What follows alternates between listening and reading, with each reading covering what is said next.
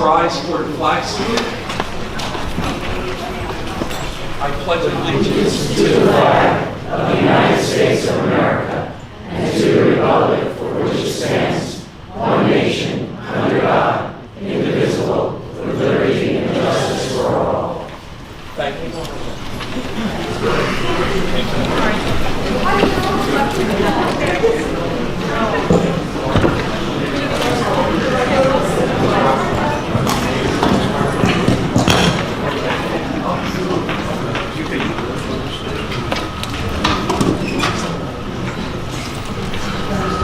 This meeting is convened in accordance with the provisions of the Open Public Meetings Act of New Jersey.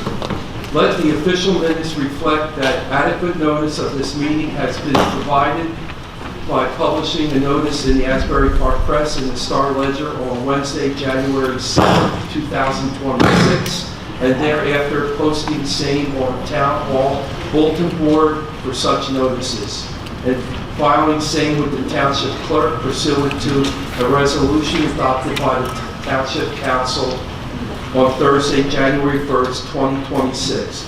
The meeting dates have also been posted on the Township webpage.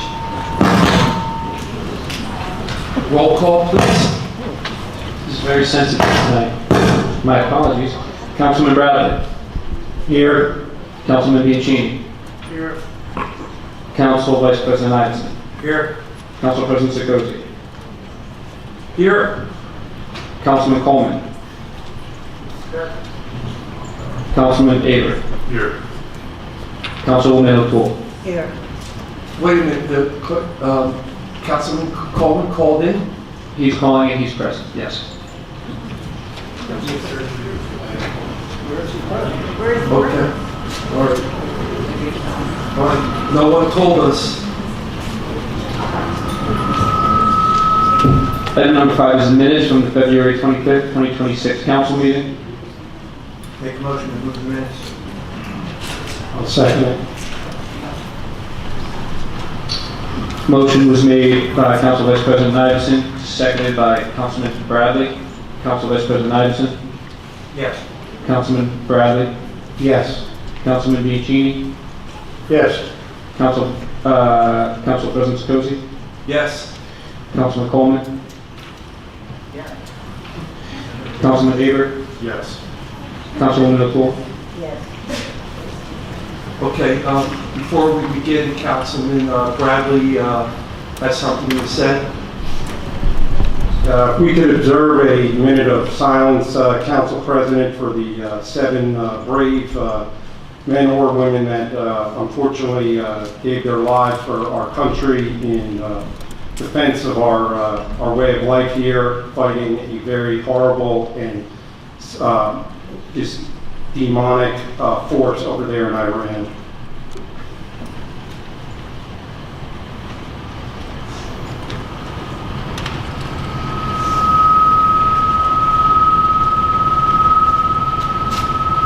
Okay, thank you.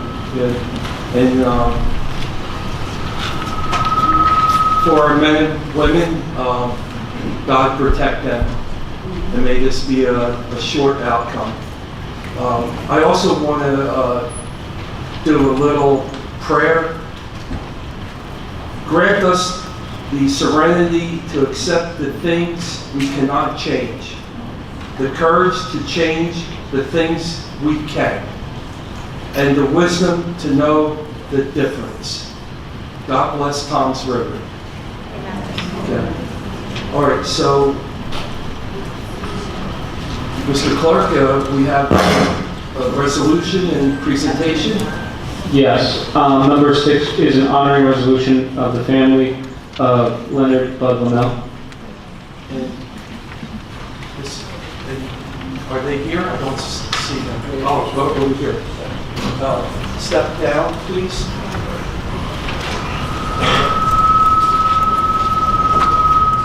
All right, come forward, please.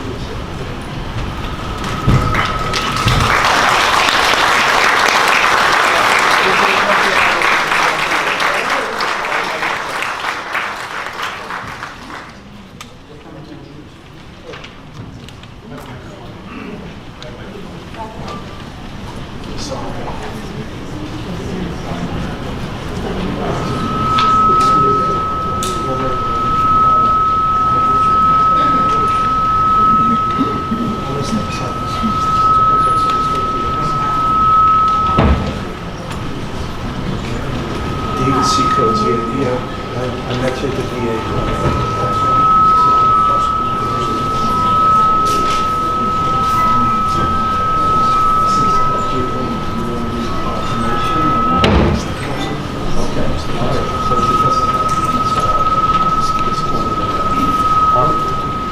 So, I hope everyone is familiar with Leonard Bud Lamel and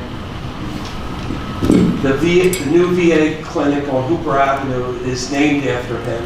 And it was a lot of work with our Congressman Chris Smith, the township, the previous mayor, Mo Hill, our planner, to get that VA clinic here in Toms River for our veterans, for our men and women. So if most of you are not familiar with the story of Sergeant Lamel, it was during World War II on D-Day, and himself, and correct me if I'm wrong, okay, and they had to get there at Pointe du Hoc and climb the cliffs in the dark to get to the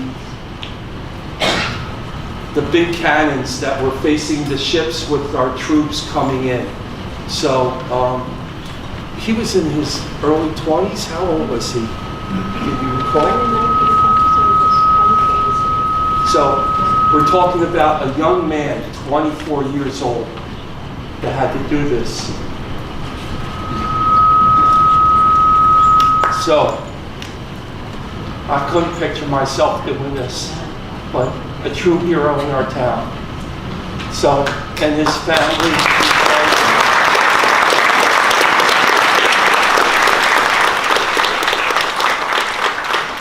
He got the service Silver Star, the Service Cross, and he also fought in the Battle of the Bulge.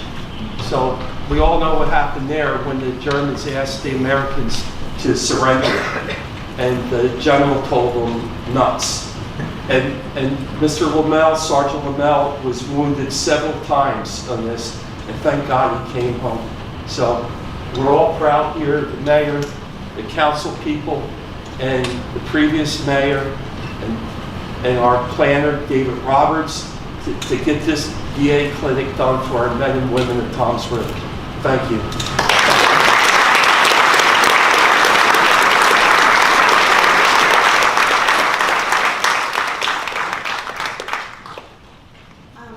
Thank you all very much, and thank you. I know you're here for important town council meeting, but this is a very special moment for us. Dad was the first director of the Ocean County Veterans Service Bureau, and where he helped returning World War II veterans like himself to make the transition back to civilian life by filing claims and applying for the GI Bill, and in some cases helping individuals get the help they needed. Ocean County is a very different place today than it was then. And when you needed help, you had to go all the way up to East Orange. Dad would be so pleased that now here in Toms River, due to the hard work of the town council and the mayors of several administrations, that now people can get the help for PTSD and women's veterans help. Dad knew the cost of war and he knew the importance of the VA services, and now it's here, centrally located. On behalf of my mother Charlotte and the Lamel family, I would like to thank the town council and the mayor for the honor of this proclamation. We thank you.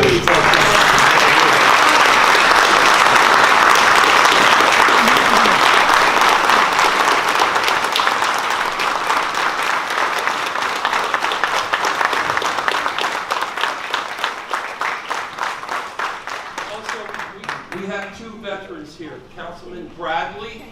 Does everyone know the last name Bradley? Oh, you have to get a picture.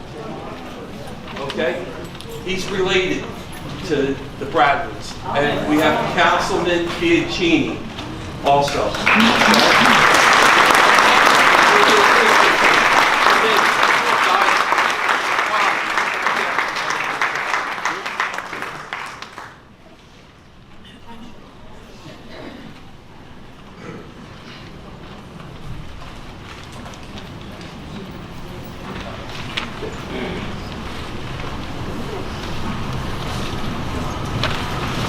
Okay, thank you. Thank you. And we're also giving a proclamation to the VA clinic.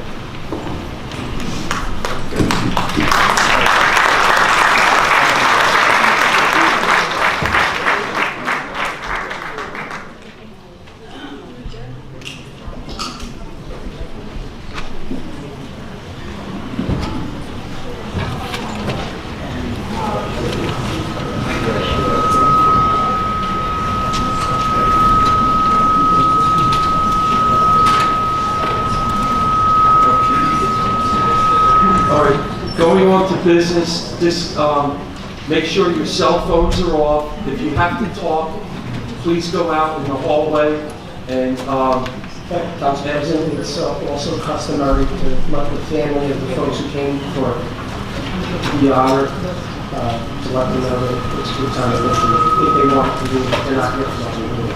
okay. I'm not following you there. That's okay. Normally when we do the proclamations, after, people presumably come with their family and stuff, and You want to take a little recess, is that what you said? normally the council president then suggests that if they'd like to go home, we can, that this is a good time. In other words, yes, it's like usually like a brief pause before we move. This is for the Romel family. If you would like to leave the council, we would totally understand. That may be boring for you. We will not take offense. Okay.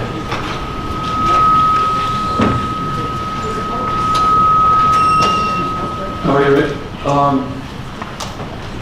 So we see on the agenda that you would like an executive session.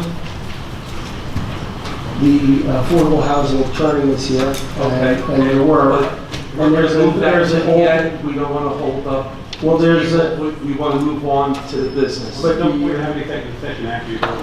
the executive session is to advise you again, and also because there's an alternate, I think some folks up on council were suggesting some kind of alternate ordinance, so we were going to discuss that, so. I know there's also been some allegations that you guys may not have been fully informed of everything that's going on, so this is a chance for you to be fully informed of everything. Okay, that's true. And then something else came to our attention before the meeting.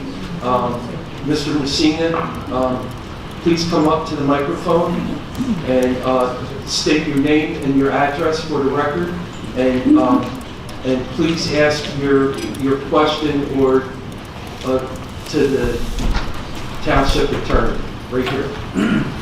Hi, my name is Michael Messina, spelled M-E-S-S-I-N-A. I reside at 3478 Vicari Avenue, Toms River, New Jersey. Okay. And you were here last night for the Yes. planning board meeting also with the residents. Yes. Right? I've met Mr. Messina before. Okay. We're all friends with Bill Fauci. He has a question about the certified mailing within the 200 feet of the residence. So- Before we, No, let him speak, let him ask the question. Go ahead, proceed. I did this last night also, I'm sorry, indulge me. All those Lake Ridge residents, please raise your hand. Okay, so similar, last night we had a strong number of our residents here because this is such a important issue. And as I started out last night, understanding that the state mandates certain things that filter down to the various municipalities.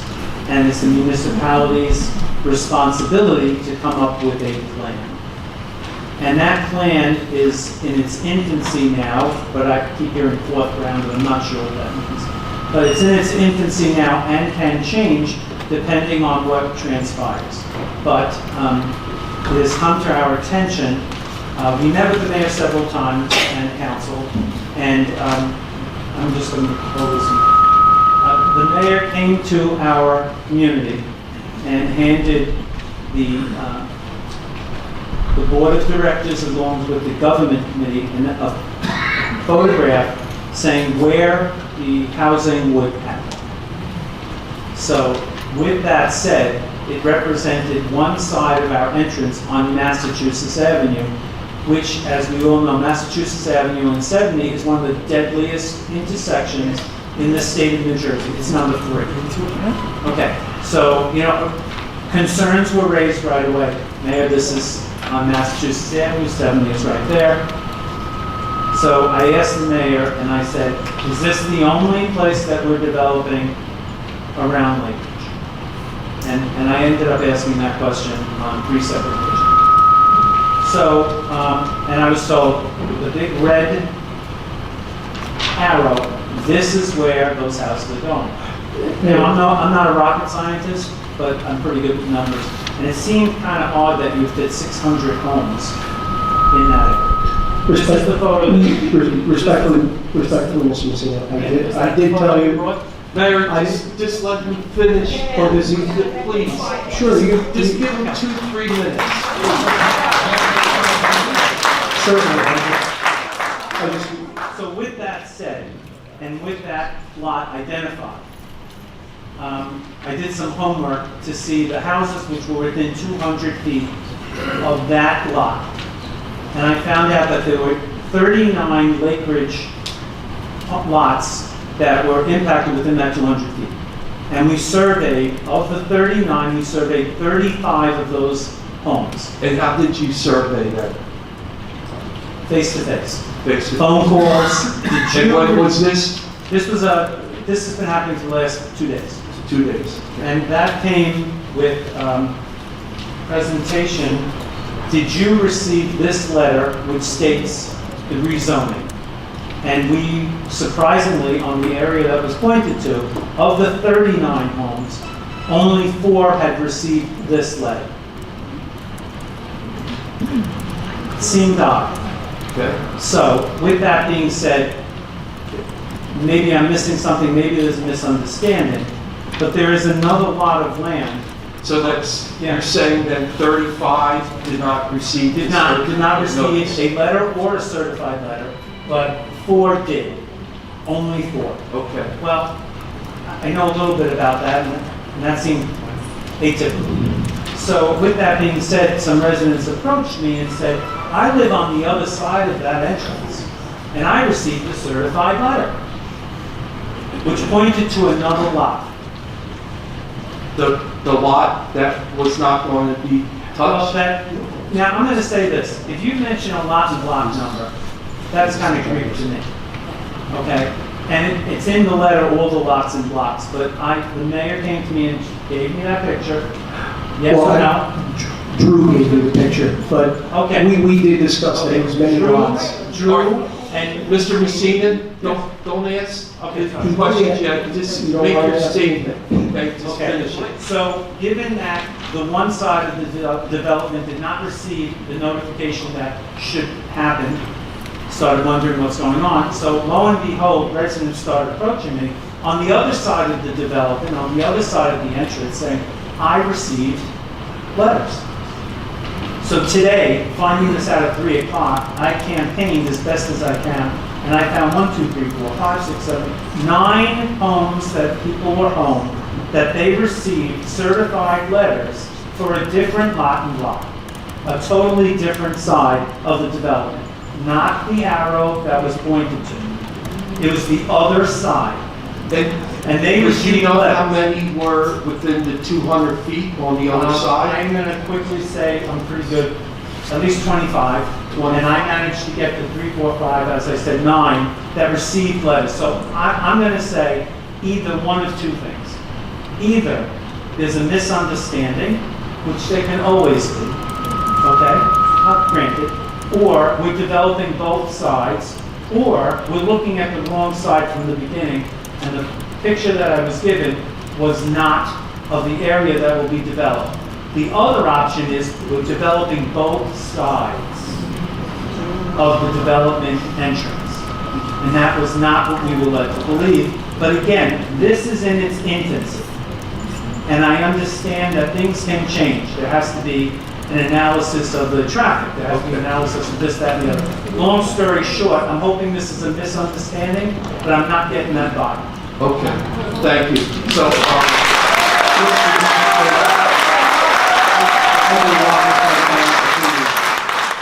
my question to the attorney then, was this properly notified? Yes or no?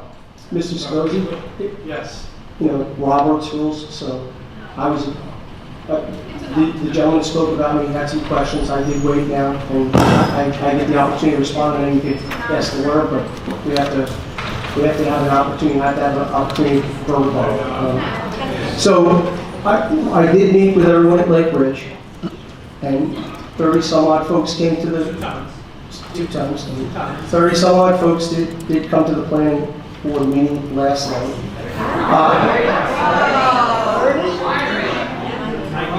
The press was there as well, and Gene Nichols nodded. So I don't want to get into a back and forth. I would really like to just address the points. And as I said then, in both meetings, and what was said at the planning board meeting, is the lots are identified as potential sites. There is no plan for homes at this point in time. There's no design, there's no engineering. It's an opportunity. The council for each one of these sites would later on have to approve them again. I explained that there's always a possibility that someone else purchases the land and that the developer that shows interest doesn't even own the property. He's just expressed interest, and that this is the first stage in the redevelopment plan, right? We go, we say, hey, we have these 3 developers that are willing to fulfill the 183 units. They're willing to do them here, here, and here. We pass the ordinances. The court says, you've complied with your plan, no builder's remedy. Then there's a check in about a year, and then there's another check in 5 years. And all throughout that time period, there are opportunities for amendments. During the last round, we still had developments from the last round that were never completed. They were never completed, they were never built. This is about creating the opportunity in those locations. So it probably, my guess is not that people weren't properly served. My guess is people were served with different lot and block numbers because different lot and block numbers were identified. And if there was, if there was improper service, there's recourse for that. There's absolutely recourse for that. But as I said, at this point in time, we go through with our plan, and there are plenty of time, plenty of opportunities for the council to, let's say, even block it. They would have to vote on any agreement and any development plan, so with the Board of Adjustments, so with the Planning Board. This is the first phase. And as far as the service is concerned, I'll now yield my time to the attorney. Mr. Zangaro, are you here to address the service? Okay, but Mayor, just wait. So the question is that I think he's trying to say, were these property owners, these homeowners, properly served? Here comes and the if attorney. they're not properly served, can this be on the agenda tonight? Dave, That's the question. Dave,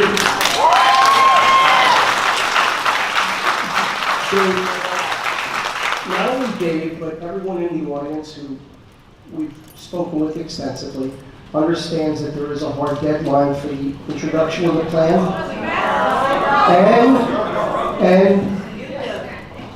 And they've all been advised that there are always possibilities that this is not going to be the location. As far as the service and whether or not that impacts this deadline, I yield to Chris Zangaro, who is a very experienced attorney. Mayor, you have nothing to yield. It's up to the chair. So, well, then it's up to you if you want the fair share housing attorney to comment on the plan. You make that decision. First, and he jumped in for you. I can't tell if I answered or not. I asked, Can I please answer. Can I We haven't even opened the No, meeting no. properly. We haven't even really properly opened the meeting. You better search for public comment on the ordinances themselves before the second reading. No, we're asking you a legal question. If these homeowners and these lots were not properly served, Mr. Zaniari. okay, then can it be on the agenda? Can we Mr. proceed? Zaniari, can you please answer that, because you're the land, you're... No, yes, he is. He's our attorney for this matter. And he is the person with the experience. He is the one that will ensure that we don't do anything improper. Mrs. Zaniari? Please go ahead.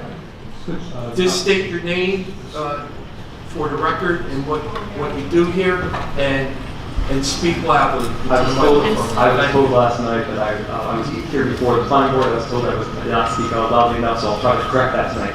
Christopher Zingaro from Reno, Coughlin, and Cello. We serve as the Township's Affordable Housing Council. To speak back to the council today.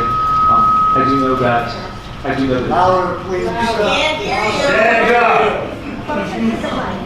All right, I'll try to speak a little closer to the mic. So. Quiet, please, quiet, thank you.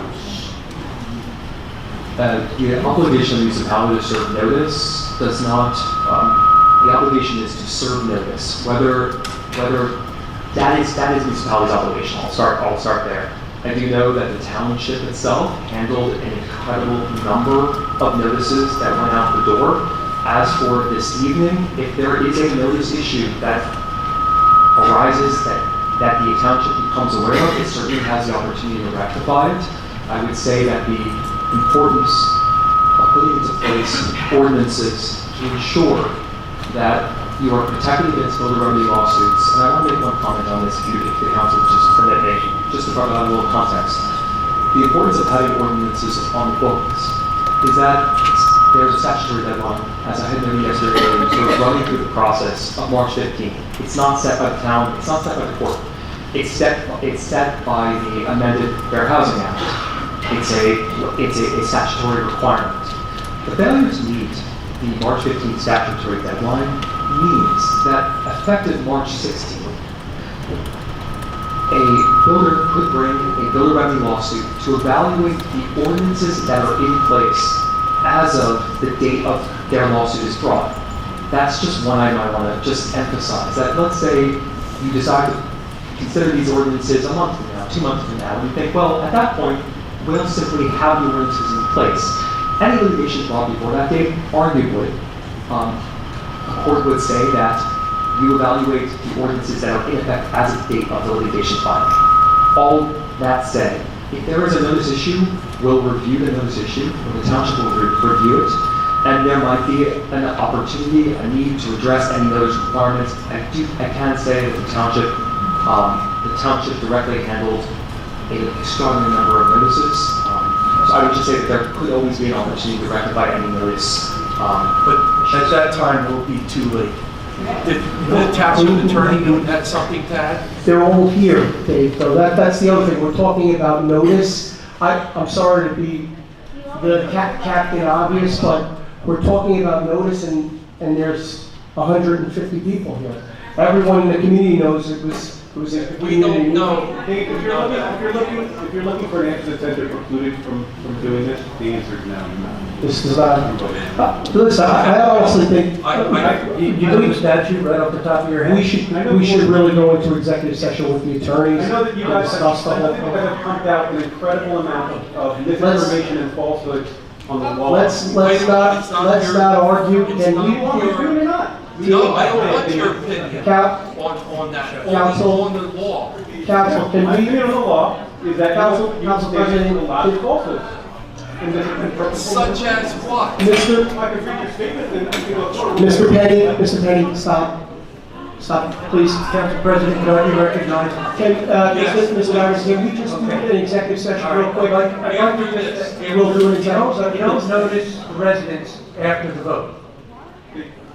Period. You don't notice the residents after the vote. He wants to vote on this, and then say we're going to notice right now, I just want to here. This is your notice. I just want to I've get been into executive. imploring this attorney to ask for an extension for 6 weeks. Have you applied for the extension yet? For more time. We have two councilmen spoke here to the- that are new yes. to the council. I think there would be some, some leeway with the judge. We have two new councilmen here that had this dumped in their laps. Oh, please. Mr. Penny, can you just let Mr. Zangaro, please? Mr. Zangaro, can you please answer Council Vice President Iverson's questions? And then Mr. Sikosy has agreed that we can go into executive. Wait a minute. We have another statement, question. Can we just one answer, let him answer, Let Mr. me answer Iverson? both of them. Please proceed. So first of all, I have in front of me a list of all affordable housing units that was in the back of, I don't know these units or these blocks or lots that any of you guys are talking about to begin with.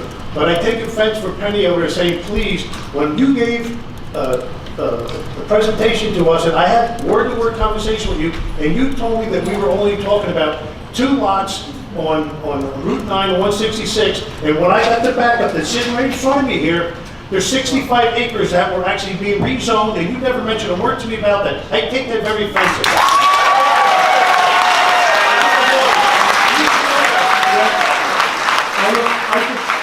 I would just like to be clear to the folks in Lake Ridge what Council President, Vice President, the Vice President this year. Starting the meeting. Okay. What Mr. Vancini is referencing is the acreage in the backup plan on Route 9 that we discussed at your meeting.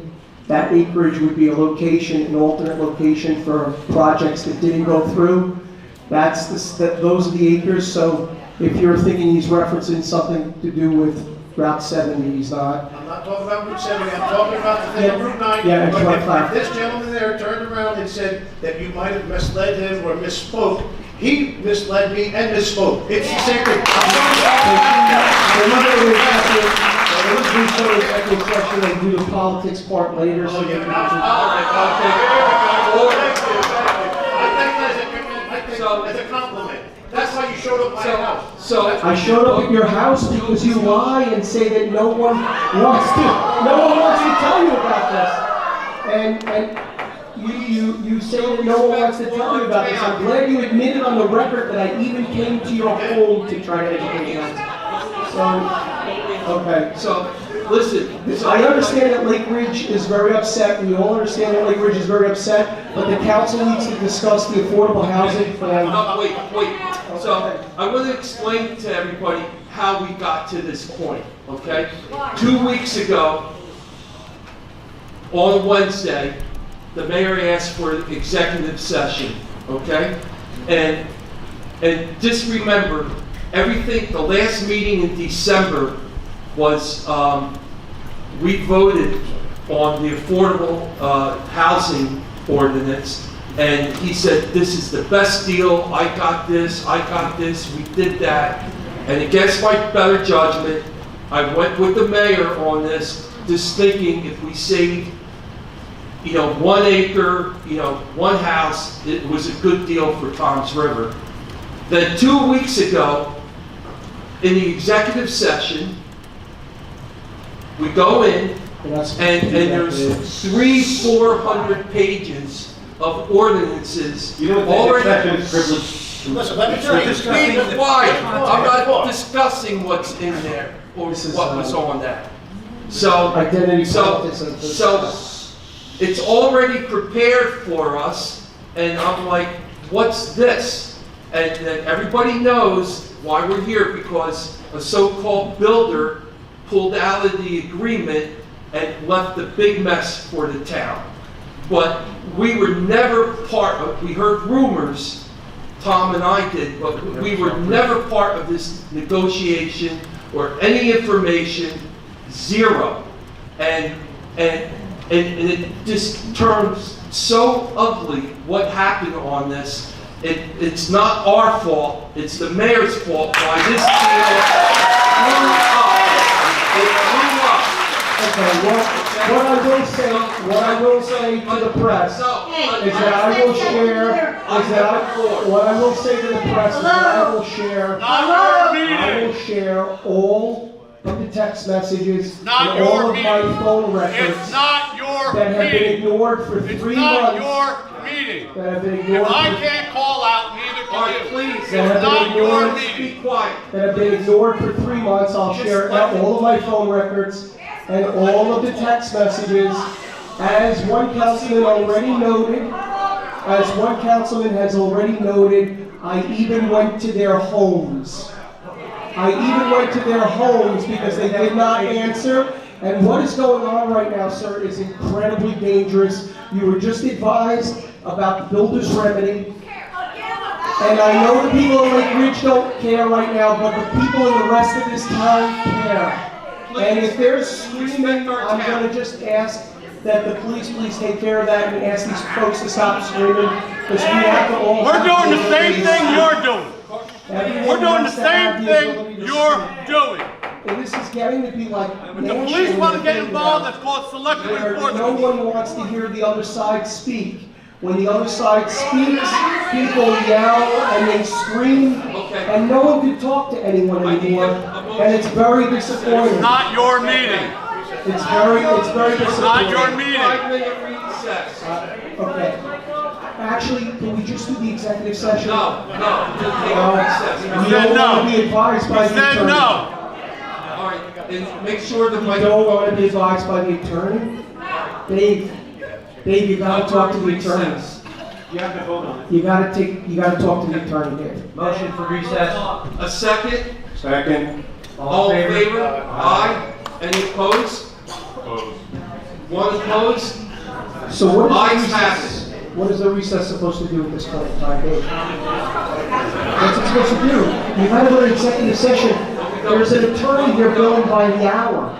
That's your attorney. Oh, your attorney, Dave. You guys, I said turn the mics off.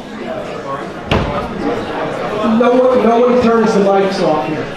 All right, well, but police chief, he wants them off to protect you. No one turns the mics off.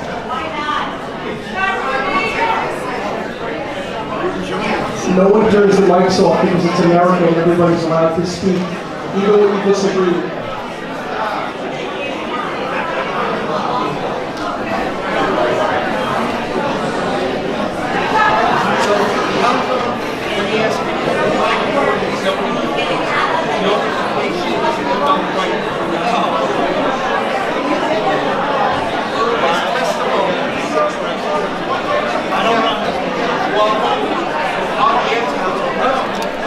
Where's the list? Where's the return slips? Where's the return slips?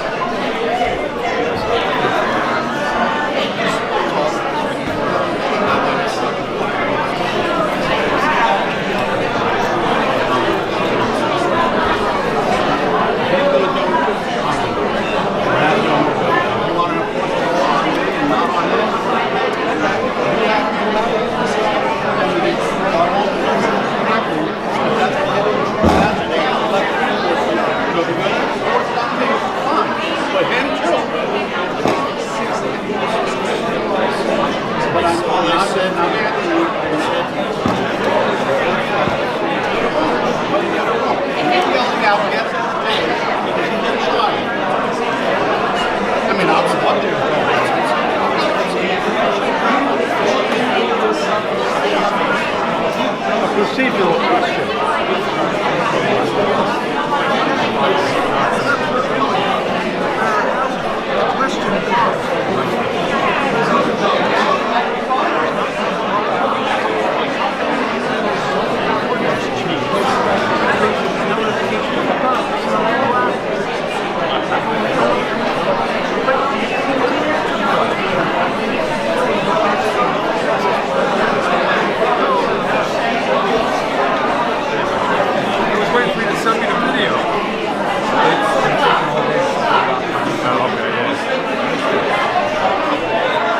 This is It's a joke.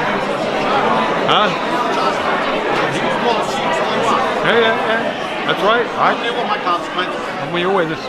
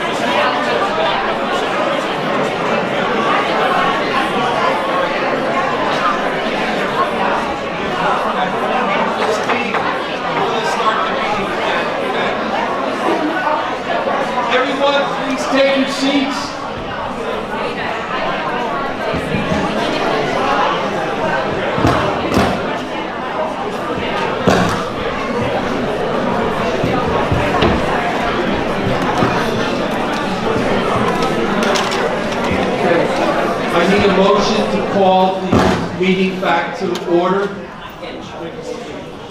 By Robert Bianchini, a second. Second. By Councilman Bradley. All in favor? Aye. Aye. Any opposed? Hearing none. Okay. I need a motion to go into executive session. My motion.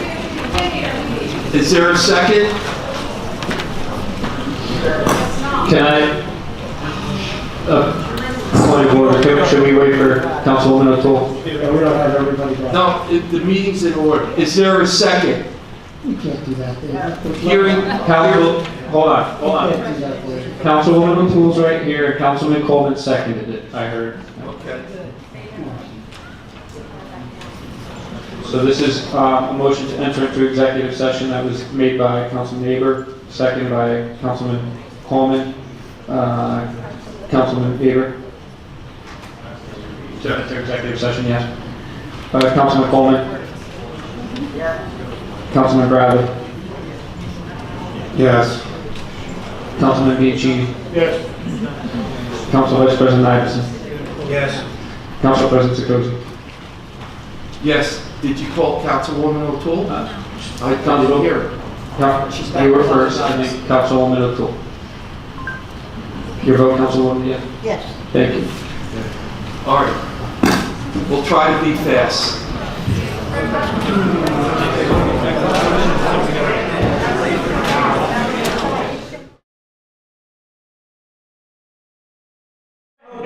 You're on tape. You're on tape, Tom, and I'll give it to the press.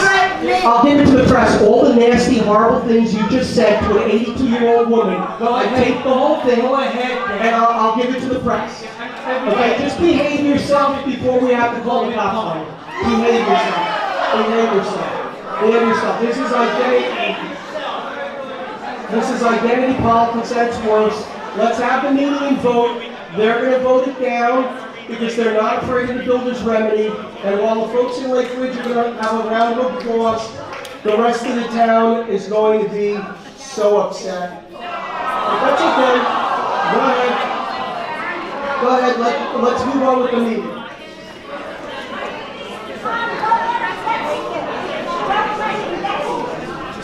It doesn't exist to me. It's okay, Lyndon. The people of the community will know what happened, and don't get yourself upset. His behavior is just completely inappropriate. Just sit down. It's okay. I know. I'm sorry that happened to you. I'm sorry that happened to you. Yeah, you showed compassion and heart. Take a seat. It's okay. I know. I'm sorry. I'm sorry.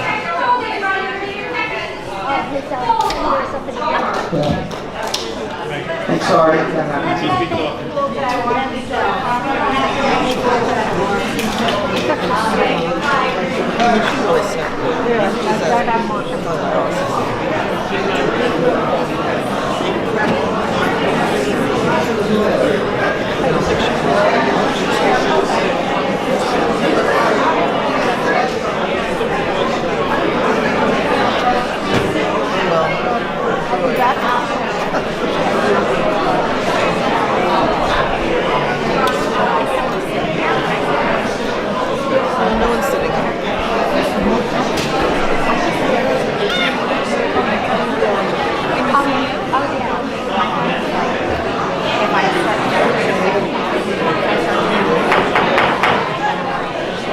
I need a motion to come out of executive session, please. Make a motion. A second? Second.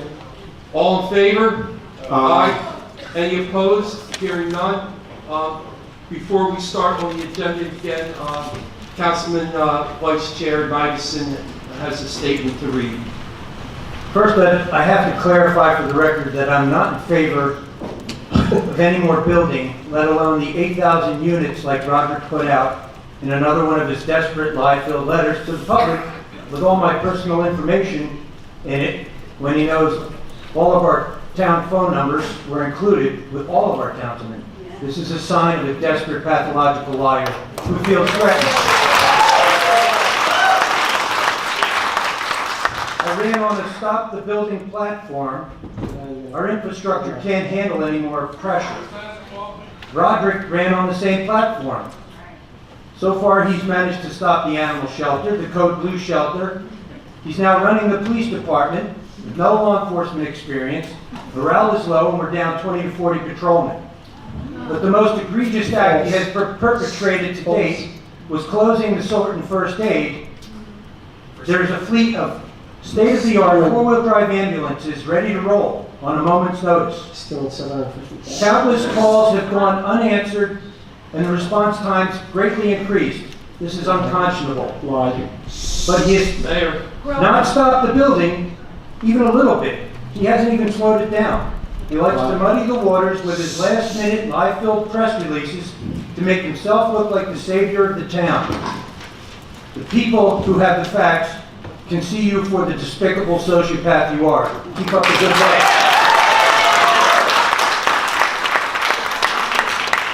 Now he's threatening to take the council's benefits if we limit the use of his township vehicle. Just limit the use to town business, not take it away. Not for commuting to his real fake job, despicable again. Every town has an affordable housing mandate, but we need to find the most agreeable and practical location with the least impact to the general public, along with public transportation.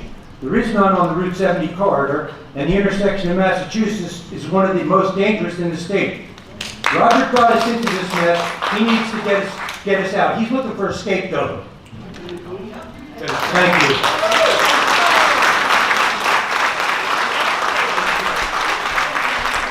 Anyone else?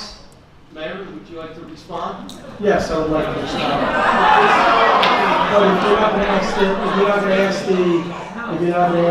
I would appreciate it. I would like the opportunity, it is still America, to respond without folks yelling from the back. I think when we were at Lake Ridge, it was very orderly, but I'm sure as the folks who are here from Lake Ridge now see that we do have about 15 or so people who come to explain. So, at the Lake Ridge meeting, the one with the board, the one with the council, at the planning board hearing, as well as to the press, as well as to numerous attempts to the council and the public, we've explained that today is the the 15th is the statutory deadline to have a plan submitted. We have a very good plan. There are 183 units of new construction. The state initially wanted us to do 1,700 units, over 1,000 or 1,100 for the gap period, 683 units for the fourth round. We negotiated and we got creative, and we restricted deeds on pre-existing units for another 30 years, hundreds of them, to stop overdevelopment and still fulfill our obligation to provide affordable housing. It was a very creative solution that no one else had done, and we reduced our total new construction number to 186. Sadly, tonight, I fear that this council is going to vote down the ordinances that we need to show the court that we are prepared to go forward and effectuate the plan. If that happens, we could face builder's remedy for the entire number, the gap, and the 683 units. And as you know, or may not know, according to what I've read and been presented by the attorneys, it would be built anywhere from 15 to 20% affordable, 80% to 85% market rate. So you'd be talking about the potential of 8,000 units across this town. Here's the scariest part about it, is under builder's remedy. You don't go before the planning board, you don't go before our zoning board, you don't have to pay attention to setbacks or anything like that. So if we were subject to builder's remedy, every lot you could build on and build multifamily high density on if you were going to provide an affordable component.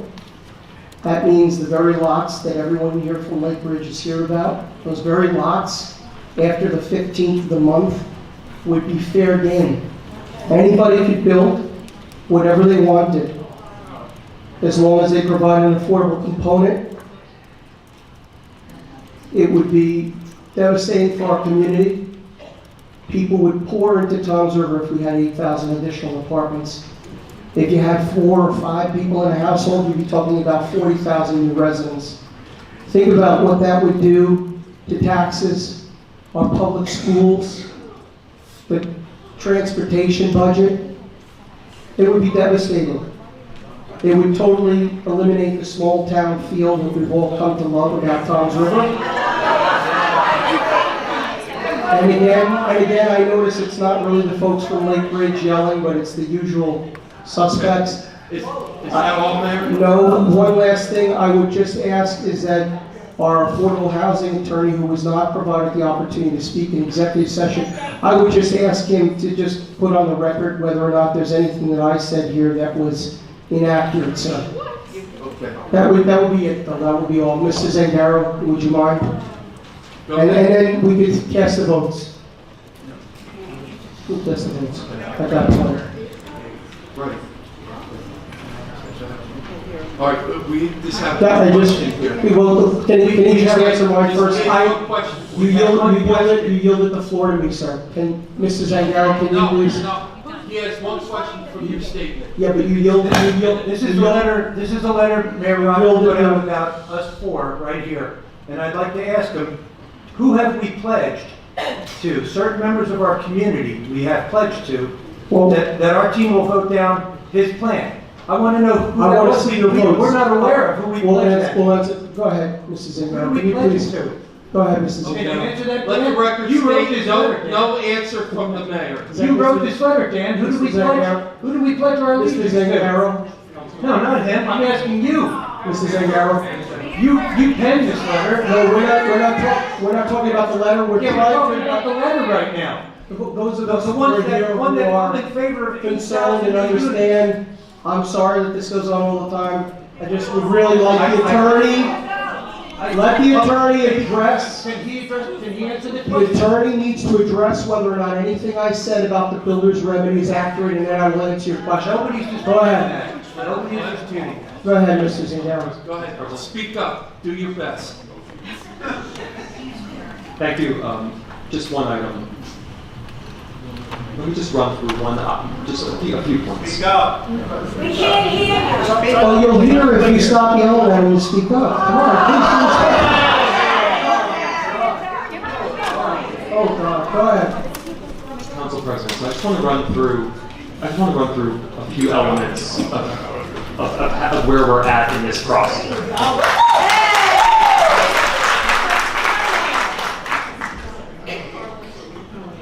Good. I just want to run through a few elements. Is that better? Then you're yelling at your kids. Sounds good. All right, so I want to run through a few items to help understand, provide some context as to how we got here. And when I say we, I mean the process, the township, the plan. Because I want to identify one aspect, and I don't want there to be I don't want there to be something lost as to what is different about the plan today than from December 2025. And just I'm going to run through the process, if I can use this time, just so that the members of the public understand the way this process played out, like every other municipality in the state. Let me start with January 2025. There is a start of a timeline for municipalities to establish their fair share obligations and to come up with a plan. In June 2025, the planning board voted to present a plan to the program, this Affordable Housing Dispute Resolution Program, for review to see if it met the township's constitutional obligations. In June of 2025, a clock starts for challengers to challenge that program. Developers, nonprofit groups. At that point, the township began a process of trying to identify a compliance plan that could shield ourselves from those challengers and get ourselves to this deadline of March 2025. A settlement agreement was presented to the council in December 2025 that included, and I want to make sure this is clear, that it included the Route 70 portion, the Route 70 project.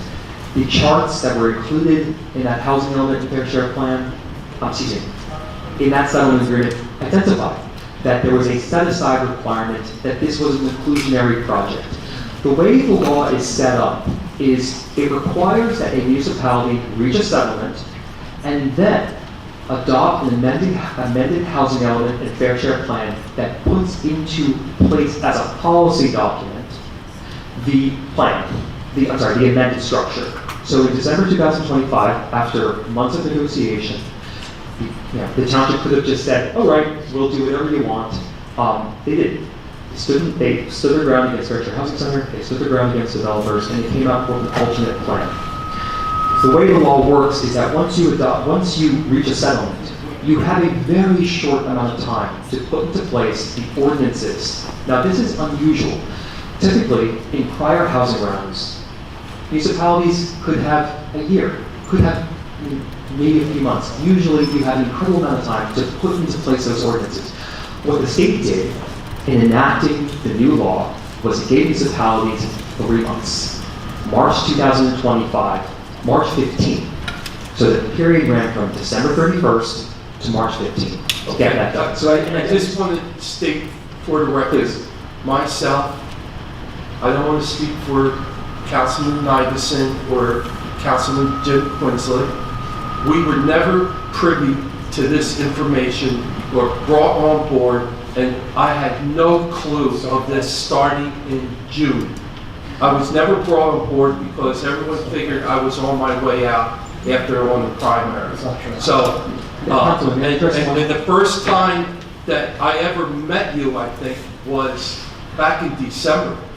I think I should, if you don't mind. So my responsibility. Okay. I want to clarify for one reason. And then I take my 2 weeks- responsibilities as an attorney very seriously. And then 2 weeks ago was this gigantic mess plopped on the table and said, here it is, you gotta go for it, otherwise you're gonna kill TOMS River and the whole bit, and that's how we got here. Because it blew up in the mayor's face. Not anything that we did wrong. You voted for it every It's the time, mayor. every step of the way you voted Yeah. for it. So I just, Did what I want not- to close and identify is not only the unusual amount of time that municipalities were left this time around. When I say this time around, I meant the fourth round. The statute completely changed the game on municipalities and gave them this winter to come up with ordinances. They came up with ordinances to present them to a planning board for consistency, which happened last night, to then present them for second reading and submit them. It's a very unusual schedule. It has not existed in the past. The one item I want to just say is that in December 2025, I was here before the council, and we identified that there had to be an enactment of ordinances that carried out the settlement agreement and the settlement structure before March 15th. I just want to make that clear that that Route 70 was a project that was in place in that settlement agreement that was, approved by the township council. I just want to make that one part clear. As to builder remedies, as I stated before, builder remedies are assessed based on the time a litigation is brought. The other item I just want to identify is that it is true that there was a mechanism that might fall through. And to protect the township against that possibility, there was an alternative proposal, which was a 100% affordable housing project on 2 parcels.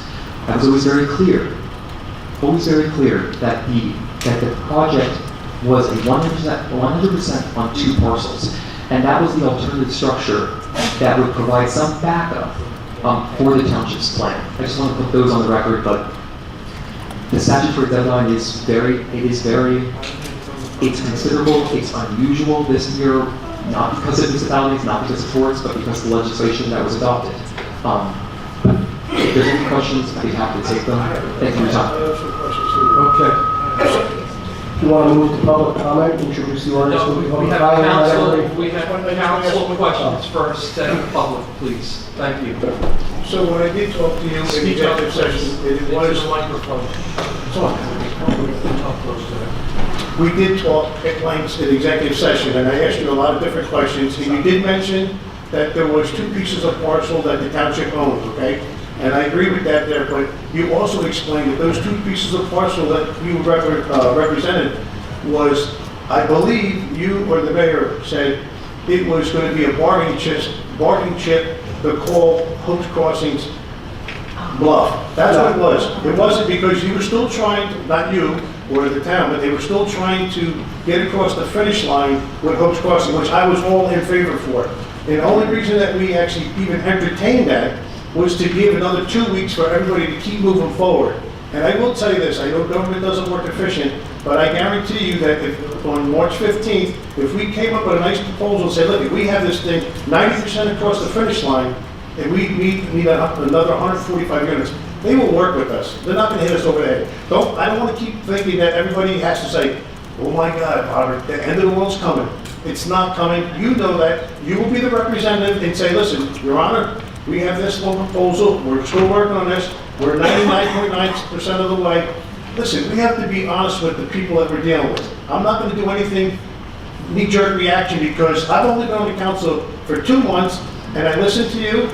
I think you're an intelligent man. You weren't BSing anybody, but the bottom line is that I read through the documents. I didn't have any of that stuff. I saw the package. You had 8 to 10 inches of stuff. And I told you, I said, that would take me a week and a half to read and to comprehend it, and I know what I'm reading. I said, but I will tell you, it went back, just like you said, last January, and this and that. And my point being that, if we had a mayor that was here working full-time, 40 hours a week or 35 hours a week, he would be able to do his job in town, making sure that all of these things would come to fruition that he's putting out there. Not doing everything on a text phone, not doing all that stuff. I'm tired of everybody having to do everything at 5 o'clock at night, 6 o'clock in the morning. Listen, this is government. We work from 9 to 4:30, okay? Most businesses want to deal with us and they want to work. And there's a lot more opportunity in Toms River other than Hope's Crossing. There's a brand new place that's on Route 9 that's being built, which you're not aware of, I don't think. But I don't know what that's being built. There's other places, Cedar Valley's got some lots, we might be able to purchase. I mean, there's other alternatives. If we go to the state and we say, listen, 90% of it's done, we got to work a little bit harder, we're on board with it. We don't want nobody to build any more houses than we have to come up with a reasonable, but I'm telling you right now, giving away public property that was bought to preserve for land preservation is setting a precedent that I will never, as far as I'm concerned,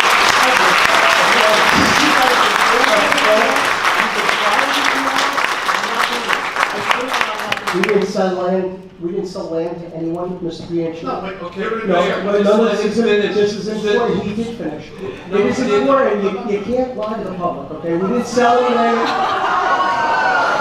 We didn't sell, there's nothing on the agenda here sells any land to anyone. Okay. And the Mayor, what did the Yeah, planning that's the board real problem in propose American not- Heights. It's not, that nobody else gets it. Changing commercial zoning. Why don't you to, just move the ordinance, let the public speak, multifamily. because you're never gonna let me speak. Just move the ordinance. It's not your turn to speak. I give you plenty opportunity.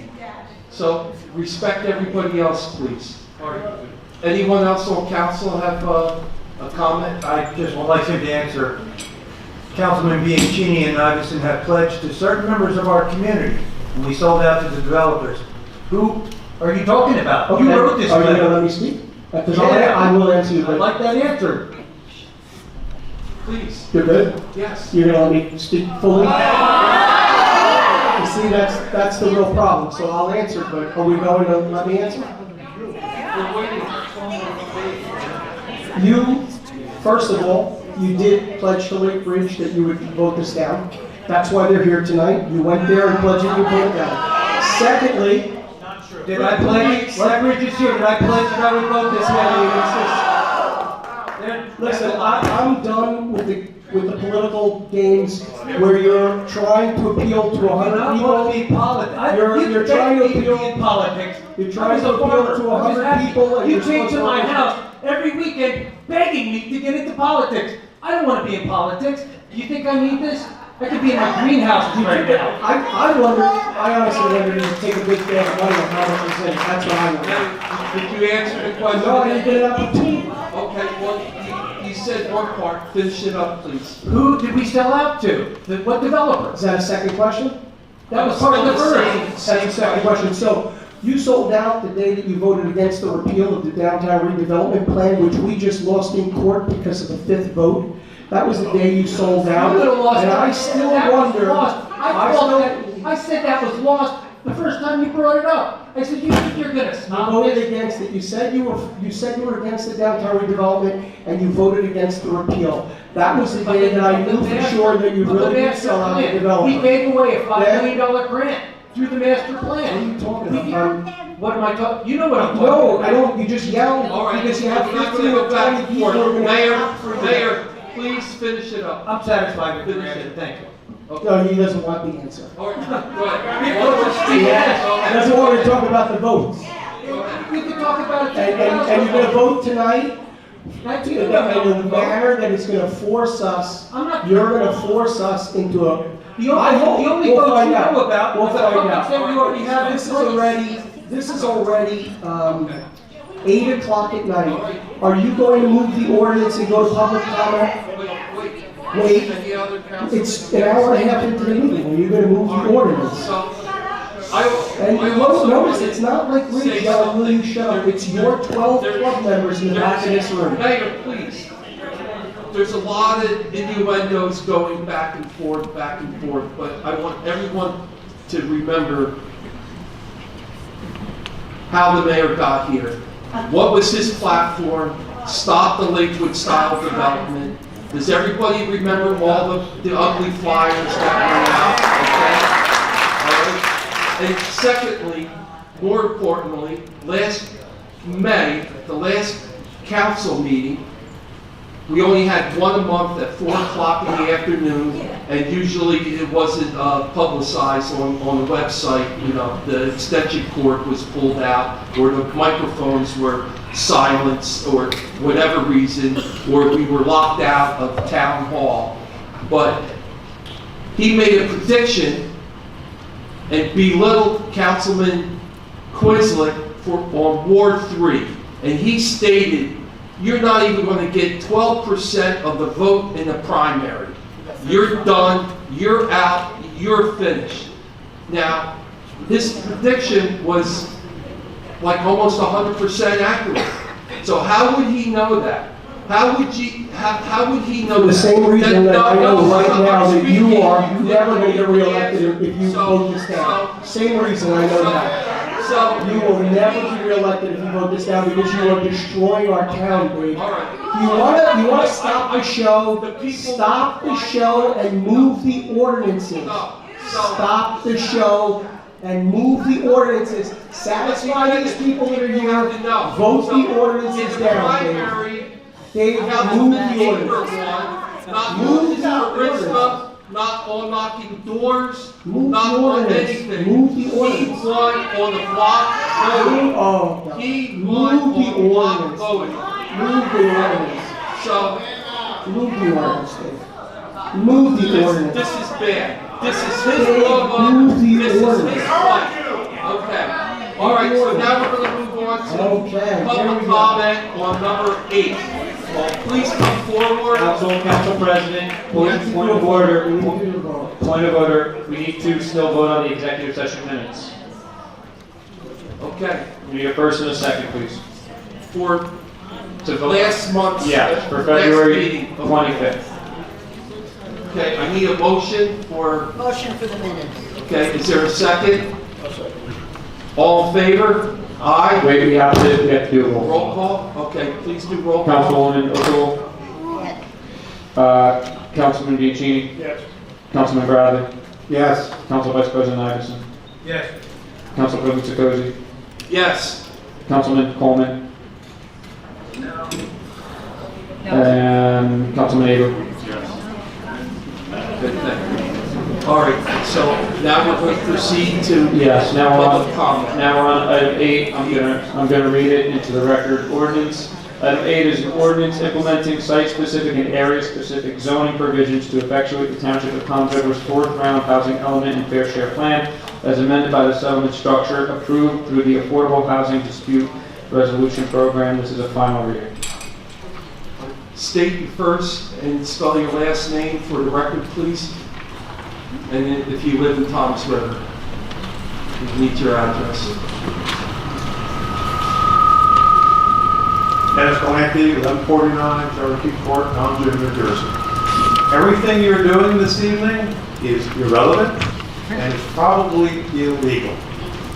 Okay, a question was posed to the township attorney about the notice. The question was not answered. That was referred to the fair housing attorney. It didn't belong there. It was procedural. It was procedural, okay? Now, I posed the question, and I use ChatGPT all the time. And the question was, if the township wants to rezone a property to be used, owned by the township, open space, and used for affordable housing, does that negate the requirement for public notice within 200 feet? The answer to that is no. The fact that the township owns a property or intends to use it for open space or affordable housing does not eliminate the public notice requirement in most situations under state law. If you like the statute, which I don't know why you couldn't look it up, but it states the controlling law of New Jersey Municipal Land Use Law, MLUL, specifically NJSA 40:55D-12, which governs public notice for land use hearings. And I won't go any further than that, but that's what it is. So, as far as I'm concerned, this is illegal and you shouldn't even proceed. And I'm sorry about your timeline. I don't know how that ever happened or why it happened, but I don't think you should proceed. I don't know what you're going to do, but I think you should close this meeting. Okay, thank you.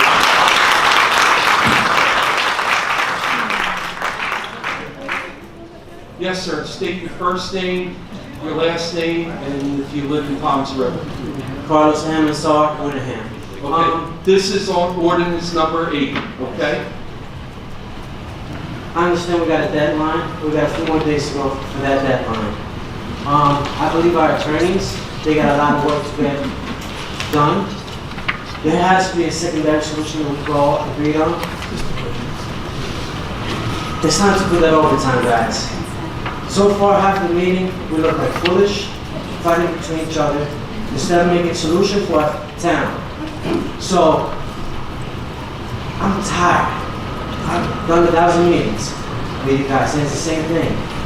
Right now, we're all over New Jersey looking like a fool because we can't come to an agreement to help everyone in our town. Our mayor, he didn't think this through. I understand that. His solution, we're not agreeing with him. All right, let me ask you a question. Do you think that we should be part of the discussion, Yes. negotiation? Okay, thank you. All you guys are there to represent us. If you guys are not representing everyone, and you guys just representing one group, you guys are not leaders. You guys are packaging your pockets. So, once again, guys, I'm not the smartest guy in this room. I'm not the best well-spoken in this room. But I keep telling you guys, find a different solution. I've been under pressure, and I made a different solution to those situations. This is one of those situations that, if you guys are really leaders, you guys are going to find a solution in 4 days. Can I speak about the... No, sir. Okay. You don't want me to... No, let him finish. So, you are under the gun because you don't, I understand your job. The gentleman over there, I understand his job. But he's very smart. Well, I wish he was here so he could you know, find another way. Okay, and that's what we're trying to do. Thank you, Carlos. Once again, Thank you.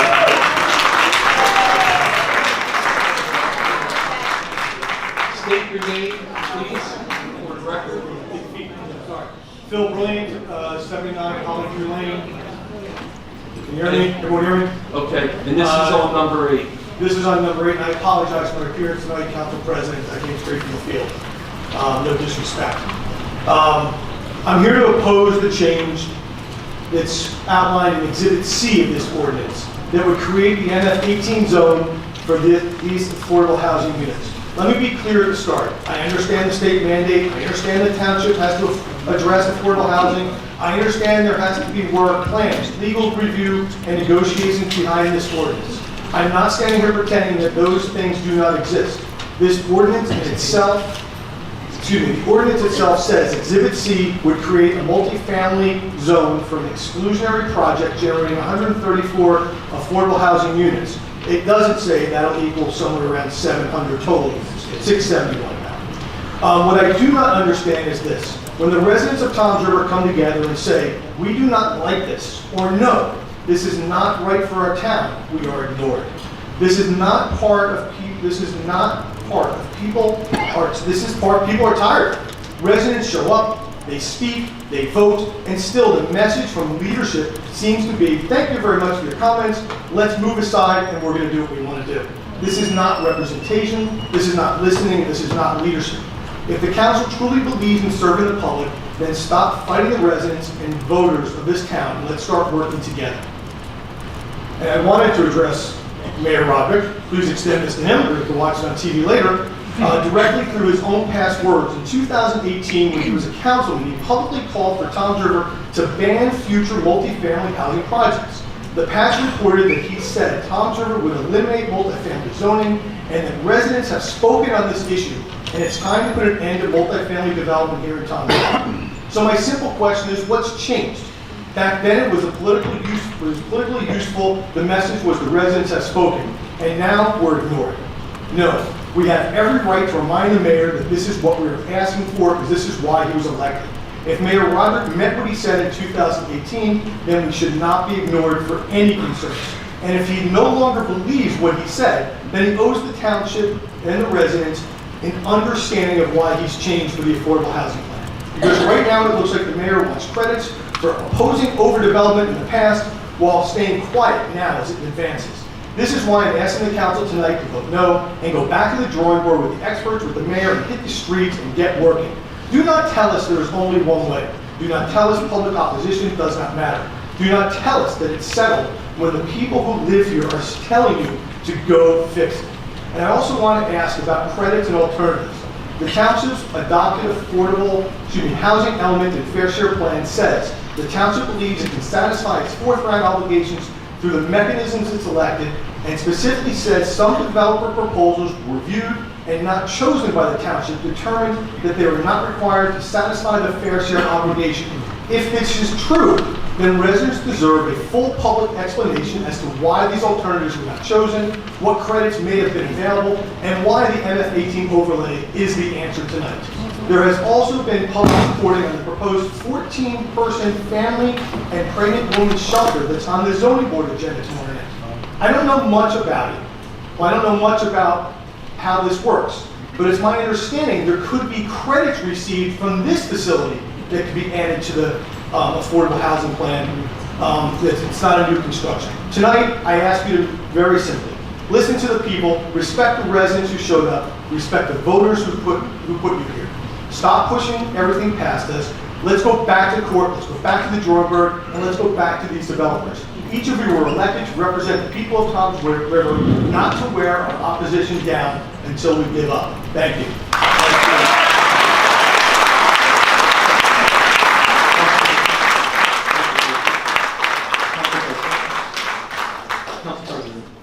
Would you like me to address that one item concerning other No, developers? we're on public comment. Do you see how they don't want to actually talk about these? Listen, this is the last time. If you don't address the chair, not me, that you have something to say, instead of jumping in, just get up and sit down there. And if we need you, I'll call you. Otherwise,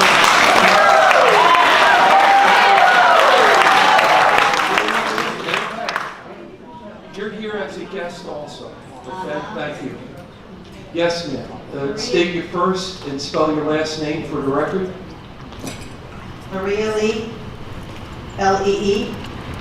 I'm a Lake Ridge resident. And I just want to say, I came to the last night's planning board meeting. At last night's meeting, a gentleman who I found out tonight identified as Mr. Pasquarella. He was sitting in that first seat over here. And that I think this is very important. After the public portion of the questioning from the audience started a deranged screaming at the audience that came here, telling us that the state of New Jersey is to blame for all of this mess, not Toms River, and that the affordable housing situation is not their fault. He screamed at us that we should shut up and get used to the fact that this is New Jersey, and I'm quoting right now, that if you have money and live comfortably, the poor will come after you and you will be paying for them, that someday they will kick you out of your bedroom and you will be sleeping on the couch. And these people that are here can confirm it. I think this gentleman needs to be censored for his comments. Okay. So do you know the background of Mr. Pasquarella? I do not. He's the township prosecutor at the municipal court, okay? His son was the township attorney here for 2 years, and his wife was on the school board, but she recently resigned, and his son resigned and left here also. So I just want to leave it at that and just connect the dots, okay? Okay. So in addition to this, Mayor Roderick paid us a visit at Lake Ridge, not to inform us or answer our questions, but to pat himself on the back for his victory, which is not a done deal from everything that we've heard. To scare tactics to the room of Toms River seniors that calamity will befall Toms River due to the builder's remedy, that 8,000 units that are bandied about all the time will be built instead of the 134 in the plan. And we, the residents of Lake Ridge, would be the cause of the demise of the entire township due to our agitation and uneducated objections. He also did not and could not answer questions. I tried to pose 3 questions that were yes or no answers. I did not get those. Other people asked questions. He either did not know the answers or whatever. The imperfect mechanism that is the Mount Laurel Doctrine has been in place for over 50 years. It's put many communities in New Jersey in a difficulty to fulfill the law. And we, obviously, you folks know that, we know that. Previous administrations in Toms River perhaps have been slow in complying and trying to find solutions. That doesn't mean that a 925 home community that is Lake Ridge should be saddled with the unbearable, unsafe, and unrealistic burden of a 670 unit development on what has become the 3rd most deadly intersection in New Jersey. So I oppose this. Mrs. Lee, thank you so much for coming. You're very eloquent. Thank you. Thank you.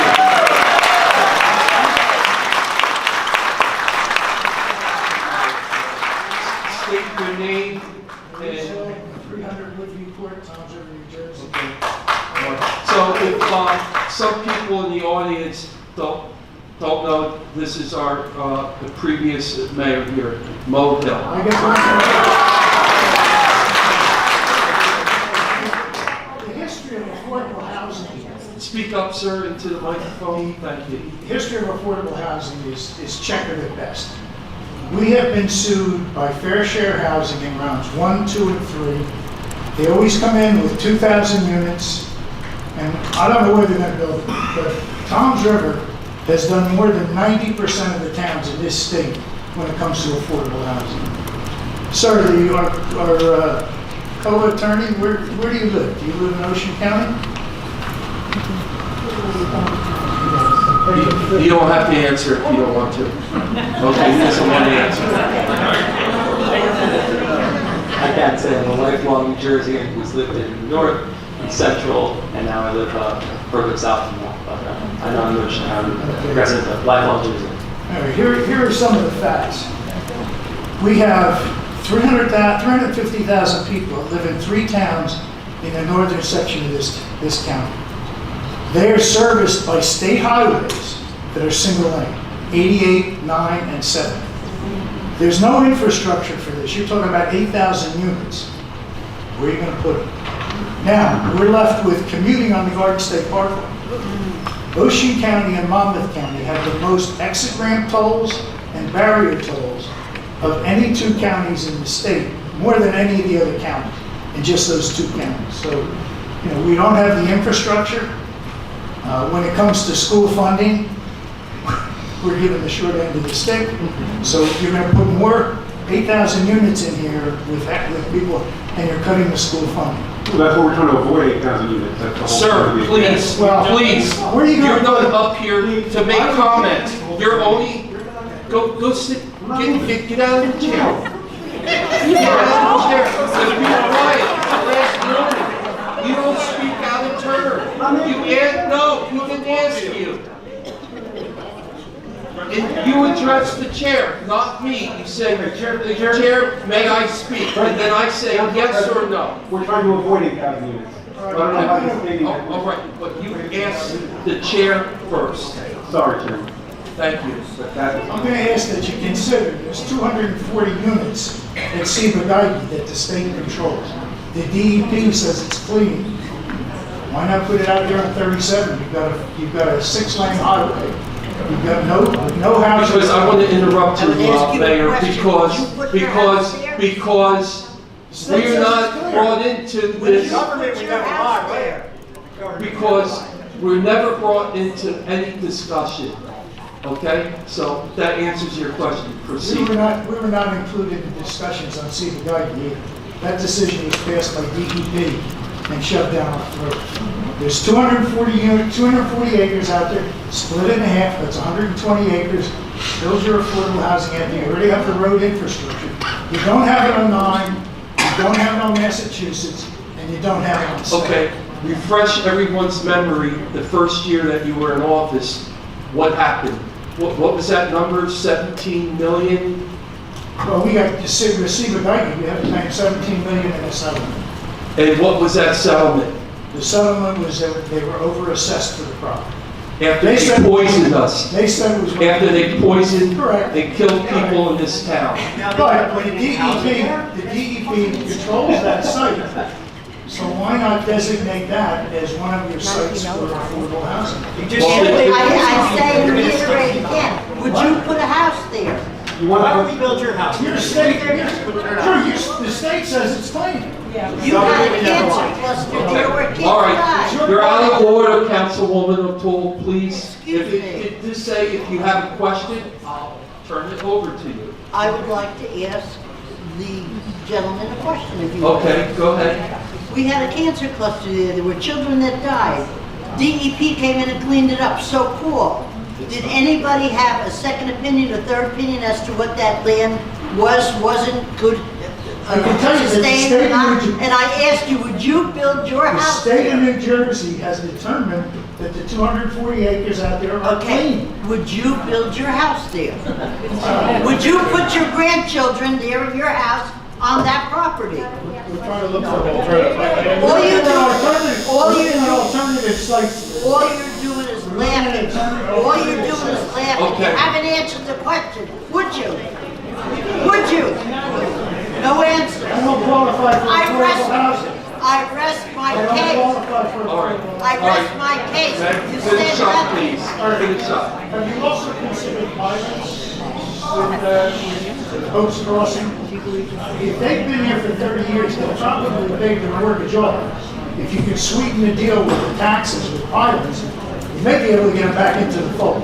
I don't know if that's been discussed. We're not I would privy to suggest it that. as an option. Okay, thank you. Yes. And also, Mo, one last thing that I wanted to reiterate that on, that isn't a viable spot there, because right across the street, you have seniors that live in the retirement village over there, as well as You have a back exit there on Oak Ridge Parkway. You have Route 37. There is a lot of that area that was never touched. The area off Oak Ridge Parkway is not going to be developed. The area that's going to be developed is west of it. Right, but I'm saying that there is alternative sites. The senior community out there is buffered by probably 500 feet. Yes, no, there's an alternative. It's a plan we have to come up It's on the with. other side. All right, okay, thank you. Next, please. State your first and last name, please. My name is Louise Smith, S-M-I-T-H. I live at 2639 Falcon Lane in Lake Ridge. Just a few comments, observations, especially... Well, this is questions on ordinance number 8. Okay? So, just keep it brief though, but it's not the right time right now. Okay. If you have comments, you can make it later on in the meeting. So, Okay, all right. It was really, my husband and I were here last night for the planning meeting, along with many of our Lake Ridge neighbors. Thank you. And so my question really is pointed to Mayor Roderick with all respect. We listened carefully to the presentations at the start of the meeting, and then to the questions, the comments and concerns of residents in our community, as well as others.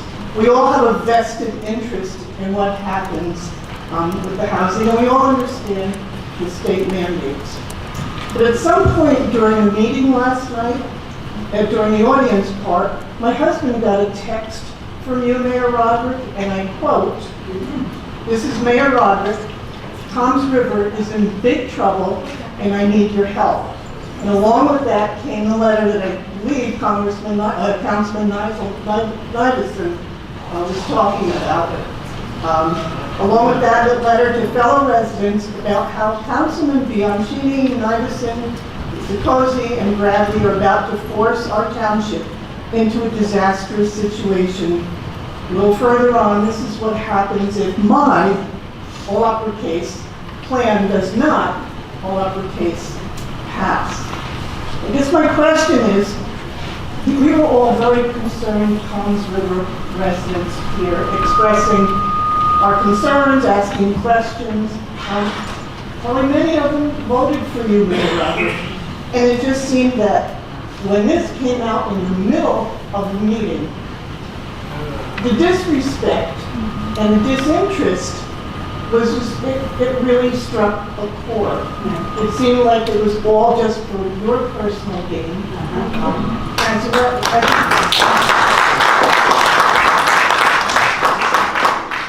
it seemed to be a very desperate kind of tactic. And I don't understand why it had to be, or how it got pushed out through the middle of the meeting. It couldn't have waited till afterwards or this morning. He does everything like that. Did you want me to respond? All right. And is that No, not allowed to? no. No. He won't let Just me finish respond. up. Just Yes, finish I am up. finished. I'm very Just sorry. saying Thank you for listening. I don't And get an I opportunity to thank all of speak. you for working together. Okay, thank you.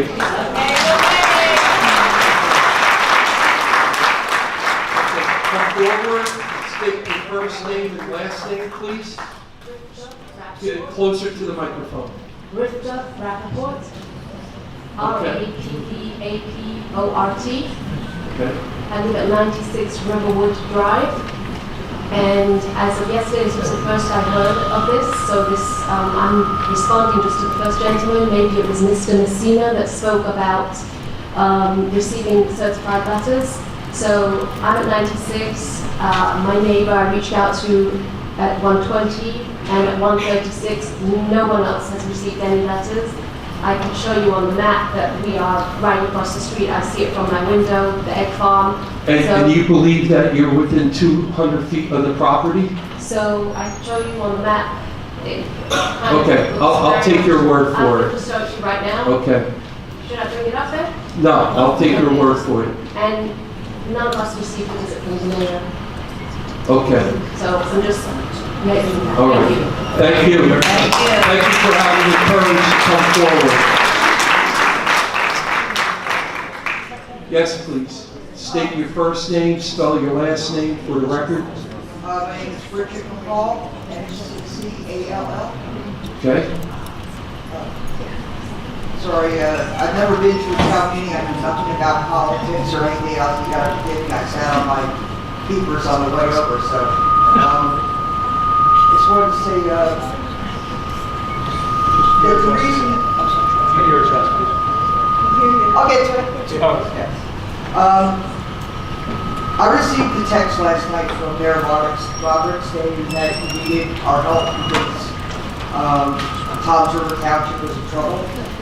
And the fact that our town is already overpopulated with noise and pollution and unbelievable traffic, it's already a serious situation. You know, I've lived on Route 7 across from Lake Ridge for 33 years. The amount of traffic, theft, crime, I mean, not just here and there, I mean, I'm talking at gunpoint, that has risen. In our area alone, it is absolutely insane. You need to come and spend a week in our area, and we're armed, trust me. There was a Wawa 3 nights ago, which is robbed at gunpoint. Right down the corner, everybody, people could walk in there for a gallon of milk, and then right next to somebody with a gun in their face. It's insane. You know, go ahead and, you know, I understand that people need a place to live, especially the low income business I do. But there's got to be a different way. And I just got to say that, you know, to suggest, I've known the Iverson family my entire life, 58 years old, God rest his peace. And to suggest that he and these people up there have been misleading or somehow had their hand in some sort of money that they're going to get paid for this, that, or the other, is absolutely disgusting. And to get these things, you sound, I'm sorry, you know, to say, it kind of reminded me of my nephew sending text, like a bullet text on these people up here. When they're trying to be honest, trying to work their way through for us. And for you know that kid that all that open land we were on forever at $10 million in taxes, I want my portion back. I do. I mean, I can't go to sleep at night with a window open without hearing anything on Route 7. And forget about traffic. You know how many people be killed at Florida, Massachusetts in Route 7? You know, there's flowers there all the time. And it's just getting worse. Right down the end of Massachusetts, when you hit Colorado Road, that's all gone. It's getting, I understand there's got to be places for everybody that have whatever income you want, a place to live. I get that. I truly do. Because I don't have the cash to go anywhere else. But there's got to be a different way. There really has to be. All right. But listen, I just want to make a comment. Is we want to be part of the solution. We want to be brought in. Robert Bianchini, you spent decades, unfortunately, in government, and he knows so much. And Tom Iverson knows this town like the back of his hand. His family goes back hundreds of years. They should be part of the discussion. Yes, sir. Okay? Are we going to agree 100%? No. But we were elected to represent the people, all of us, exactly. I agree. And we have to be part of it. We just can't have it put in our face 2 weeks before and say, this is it. And there's no other solution, there's no other part. But thank you for coming tonight. We're grateful.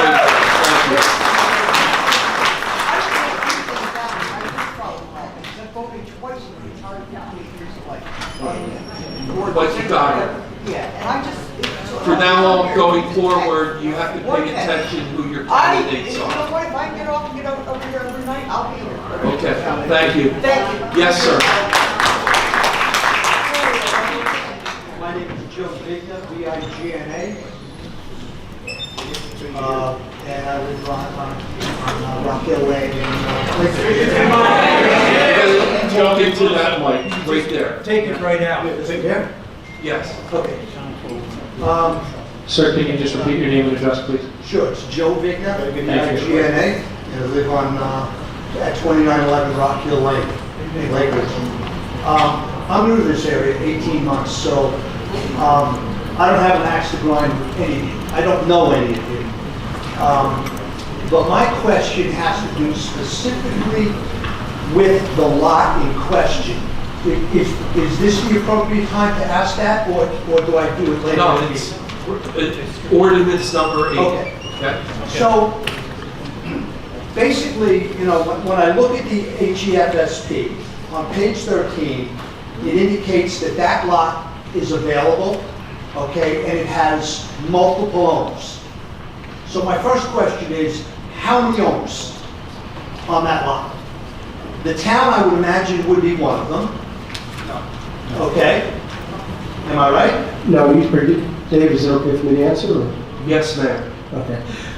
You and I think we're back and forth a little bit about this at the meeting the other night. Right, so the lots that are on Route 70, I believe the largest percentage of them, I mean, according to Mr. Messina, were Krupnik, but those lots, none of them are township owned lots. They're all various lots, and they're not owned, as I said earlier, they're not owned by the developer either. The developer who expressed interest doesn't own them. They're owned by other people who own property. Okay, so then my question is, can you tell me how many owners own those lots? Off the top of my head, no. But I want to be clear. They are all for sale, correct? Yeah. Right, so they're You for know sale. what? So- Let me back up. Maybe lots is not the right word. Maybe it's properties. Because I saw a map yesterday that had showed a large undeveloped area, and then showed what looked to be 2 homes on it. So my question is, part of it has to do with that large undeveloped area. Who owns that? Are you telling me that there are multiple owners? Yes. In the large undeveloped area? Yes, so each lot potentially has 1 owner, you could have 10 owners. But the point here is this was one of the reasons that I explained to everyone in Lake Ridge, that there's a strong possibility that this would never even be developed, and that's why there's another backup up on Route 9 that Mr. Bianchini brought up before, where there's 60-some odd acres of township property that also has an overlay that would only have a project built on it if this council were to vote on it, right? So the township would have total control, and should this project that you see in Lake Ridge not be able to be built, there would be a backup for that. Because again, the way this works, developers say, hey, we see you got an affordable housing obligation. We could do X over here. And then they give you a memorandum of understanding, and then you could put that into your plan. But they don't have to own the property at all. So then it goes on to say that the township is in contact with the owners. What does that mean to me exactly?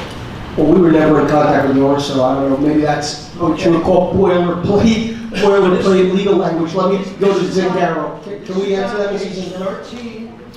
Mrs. Zangaro, can you answer that? Of the HEFSP that was prepared by the allotment. That's me. Oh, the planner. Mrs. Zangaro, can you speak to that?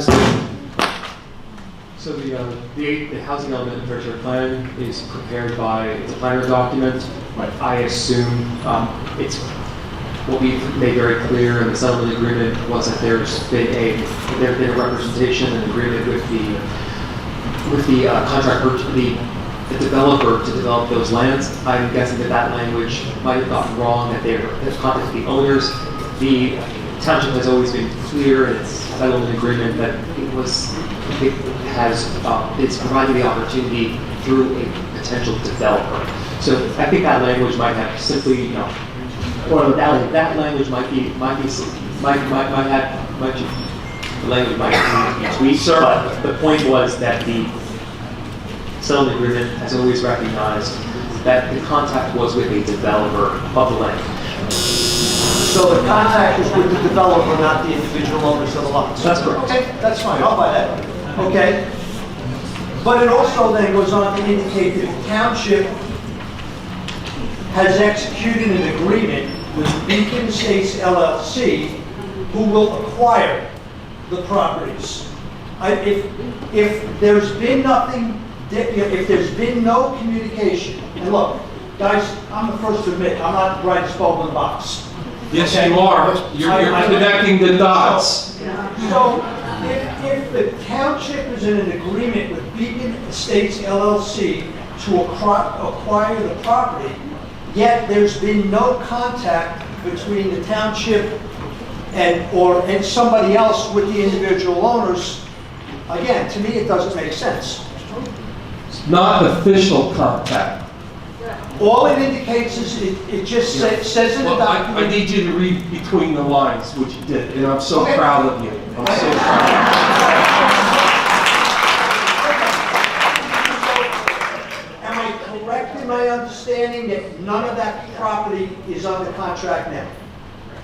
We wouldn't even know, Okay, that's right? fine. That's how that works. Okay. Right, they give you a memorandum, as I said, they're interested in developing, this is, again, the infancy. The plan is in its infancy, right? They say, hey, we're willing to do this many units at this point.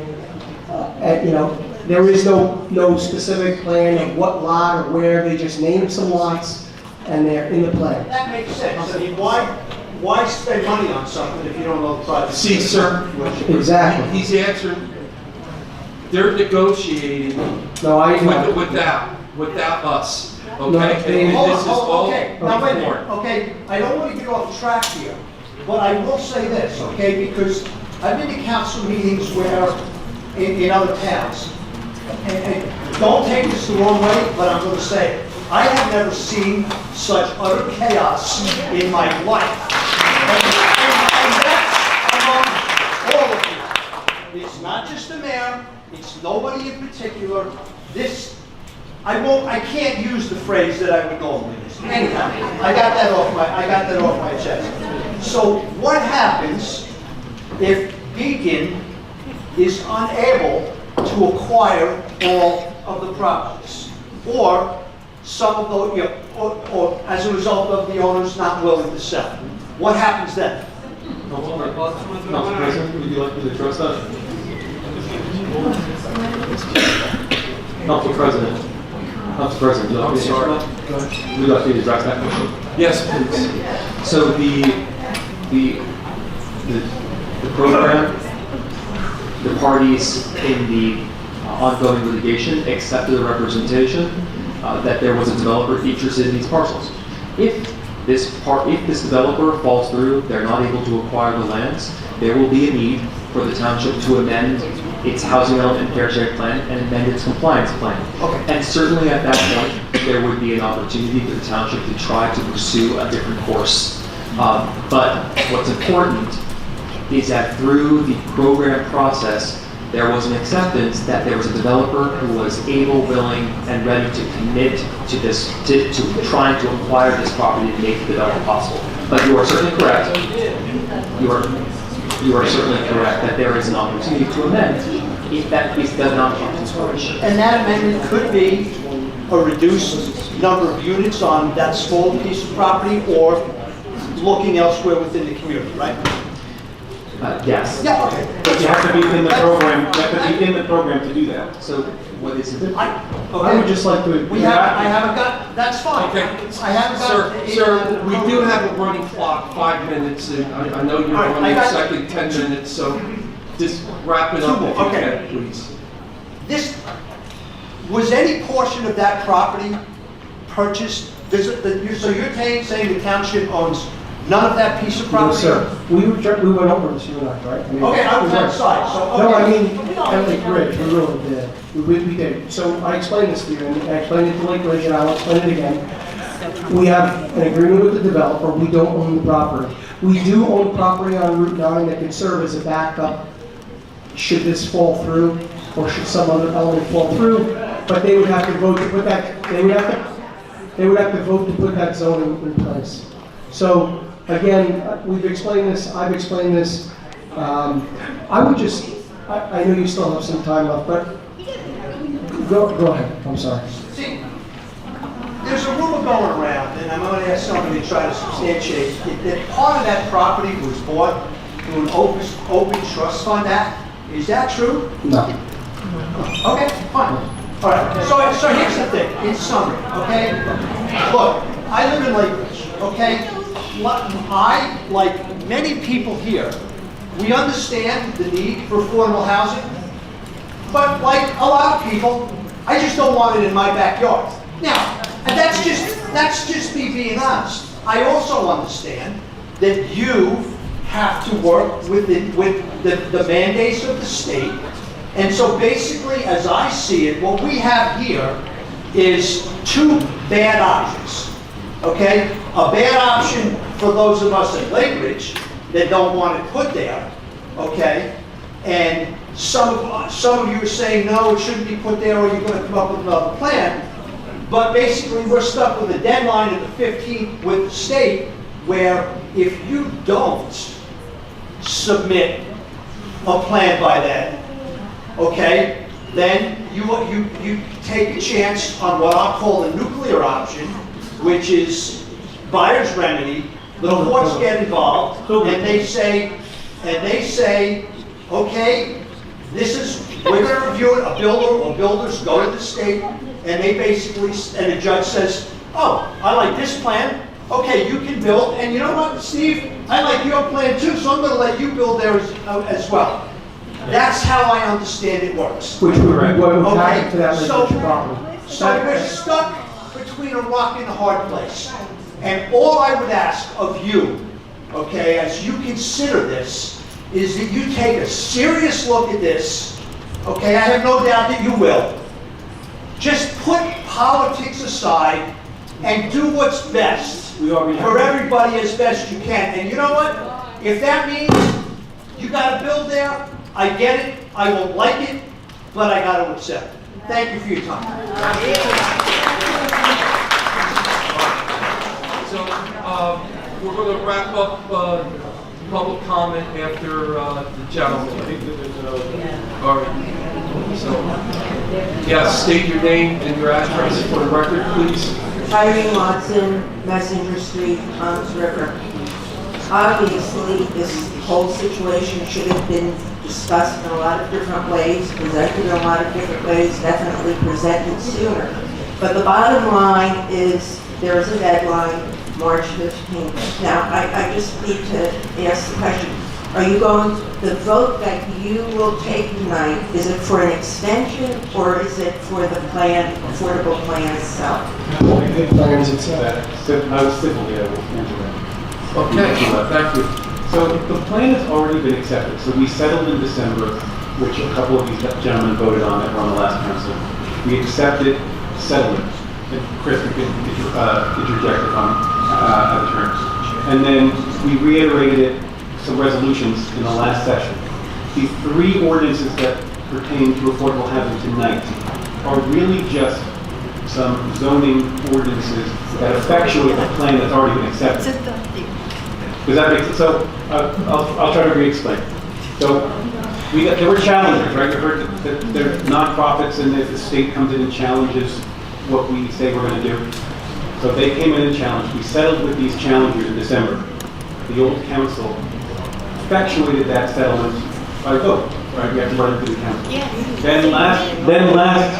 Then last session, 2 weeks ago, there were three ordinances which are on second reading, and there were 4 resolutions that were passed which don't require. And one of those resolutions effectuated the plan. So these gentlemen have all voted, and lady, have all voted to accept the plan. These 3 ordinances that we're all here tonight to vote on are just some housekeeping to effectuate the plan that's already been accepted. Does that make sense? No. The plan's been accepted. The plan's been voted on. Okay, so... And the settlement's been voted on. This is the zoning? These are zoning ordinances to effectuate what we promised the court we would allow in the plan? It's the zoning, which is why everybody got a letter. Let's say you get a letter because they're changing the zone to allow for, does that make sense? It's so complicated, it took me like, This is me, and I'm sorry, I don't understand the situation, but that's all right. I just feel, with my understanding, that if you vote, are you voting for an extension or not? No, the extension is not something that's being voted on. Okay, so my understanding is if you vote no, Trenton will have more power Correct. to handle Tom's River's property. Correct. Okay, now, through all the hysteria that happened earlier in the meeting, somebody said, and I don't know where it was from, that the lawyer was presenting falsehoods, misinformation. Now, if an attorney knowingly presents falsehoods, he'll be disbarred. After your presentation tonight, do you fear you'll be disbarred?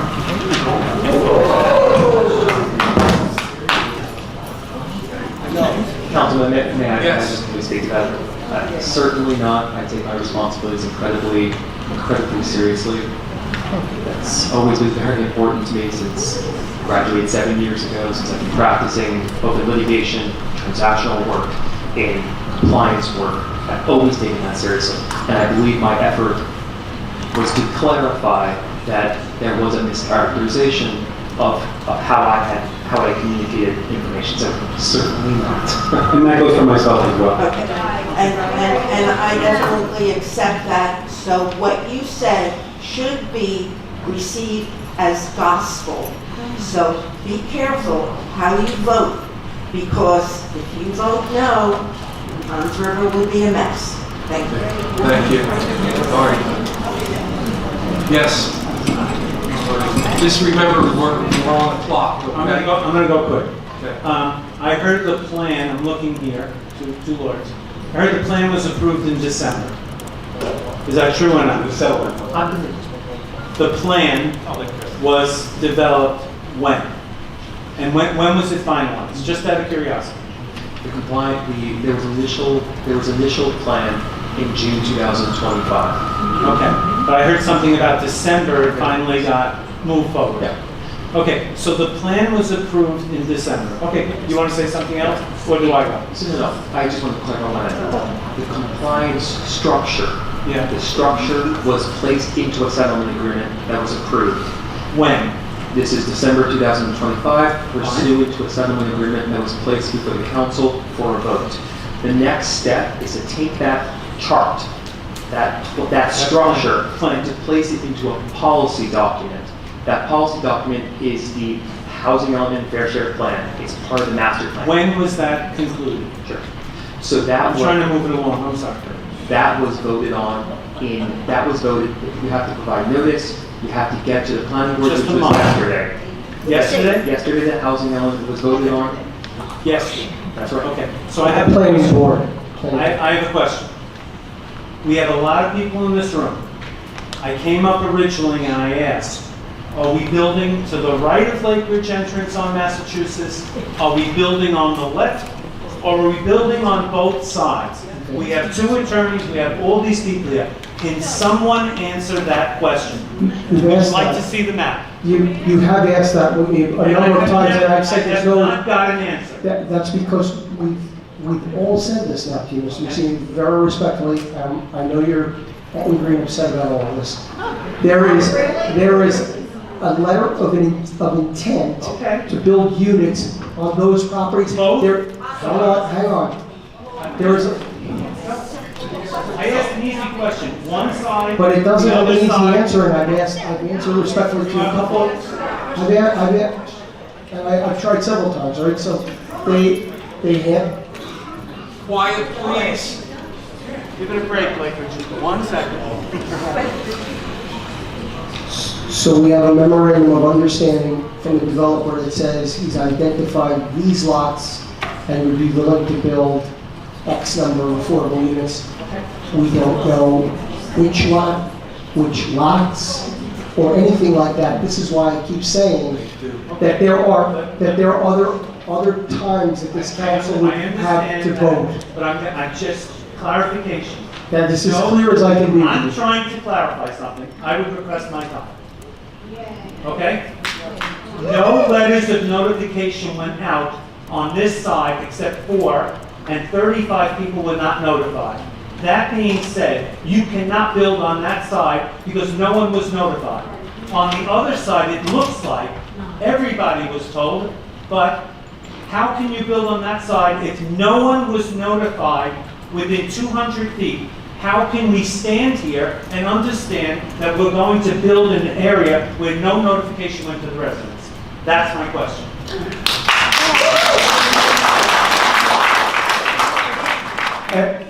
Everyone that should have been notified, Was not. township. I don't really want to argue with you, but this legal argument that was created by some folks in the audience and the council, I think we've already had folks address it. You haven't, okay, let me be a little more clear. If we go into a builder's remedy, every single lot, yeah, no, it's right, it's not what you want, right, it's not what you want to hear. It's not what you want to hear, you want, The question was... right, it's not what you want to hear. If proper notification was not given... He addressed that with you. You guys keep hanging on this thing that you believe somebody didn't get a letter, it's not relevant to It was us. addressed by the gentleman on the third row, and it's his belief, and it's also my belief, that the Your own words. notification is null and void, because it wasn't done properly. Then you'd be able to sue, you could try to sue. They can have all the receipts here. It's not going to matter because you're going to vote the plan down, Mr. Messina. And if there's a builder's remedy, no, they'll build right up, they'll build up on every single lot. Can I speak? You did, but anytime You're not I letting me speak speak, now. anytime I try to Let me speak, everybody finish. speaks over I me. have a time clock. You Yeah, do I'm not. sure it's over with. Okay, so here we go. You're making it as if the Lake Ridge residents are the culprits of the demise of TOMS River, No. when that is not true. I went through all that with you, and Mr. Messina, very respectfully, I never yelled at you once. Where are we building? If there is a State, Mayor, I already answered that. Here, this is Thank you. politics. No. Where are you building? I just answered that for you. Right. Mr. Messina, Maybe you don't take a understand me. seat, please. Maybe you don't Thank you. understand me.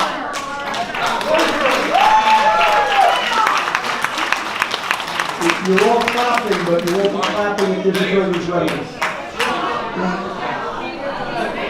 State your first and last name, please. Good evening, it's Paul Williams, last name Williams, from Wall Street, Toms River. Through Council President, I have a couple questions for Mr. Zingaro. Is that better? Go ahead. Thank you. Mr. Zingaro, if you know, if the council votes to change the zoning to NF16, and I guess 18 as well, and the developer does not move forward, with the zoning being changed, would the developer then be able to build the multifamily building at market rate? So what the township has in place is a mandatory set-aside across all of town, which means that developers, I believe, with projects over 5 units, need to meet a mandatory set-aside. So any developer that comes in needs to provide 20% of their units need to be reserved, deed restricted as affordables. So a developer will have to meet that 20% set-aside. In any event? Yes. Yes. So in any event, if the developer, if this zone is rezoned to MF, any developer who would withdraw out of this, or maybe even any developer that's not involved in this right now, if that zone is changed to MF, for example, some lots right now are kind of on the table as an alternative, but if the zoning is changed to MF, and it's not used, would a developer be able to develop on that land at market rate? If the zoning is not, if there's not a second change to the zoning, right? They'll let's say change the zoning to something else. If this particular developer doesn't end up building on this parcel, the township council can say, you know what? Looks like this project fell through. This developer fell through. The court recognized we have an alternative plan. We're gonna change the zoning maybe back to what it was previously. There's always that option. If a market rate if another developer does come forward and wants to build on that parcel, and I hear from you, you're asking if they can build market rate. If they were to build market rate, they would also have to build affordables pursuant to the mandatory set aside. Thank you. So that's part of my question. I heard you earlier, and if you could refresh my recollection and for the benefit of everybody here as I lead up to the point that I'm about to make, you described some legislation that occurred in 2025 that set the clock, if you will, at about 90 days. Yes, the program officially ended. There was a mediation program to allow for potential settlements or efforts to resolve. That program ended on December 31st. At that time, the program had to issue decisions as to whether that mediation had been successful and whether they recommended a plan be approved or disapproved. From December, municipalities were given until March 15 to adopt their housing element and fair share plans as amended and enact all the zoning necessary to implement that plan. If a municipality was able to settle earlier than December 15th, they'd get an additional 2 or 3 weeks. In this case, Township Toms River settled on December 10th, so we had a little additional pocket of time. So there, you get closer to the 3 months. And so, but this is pursuant to, for lack of a better phrase, relatively new legislation, correct?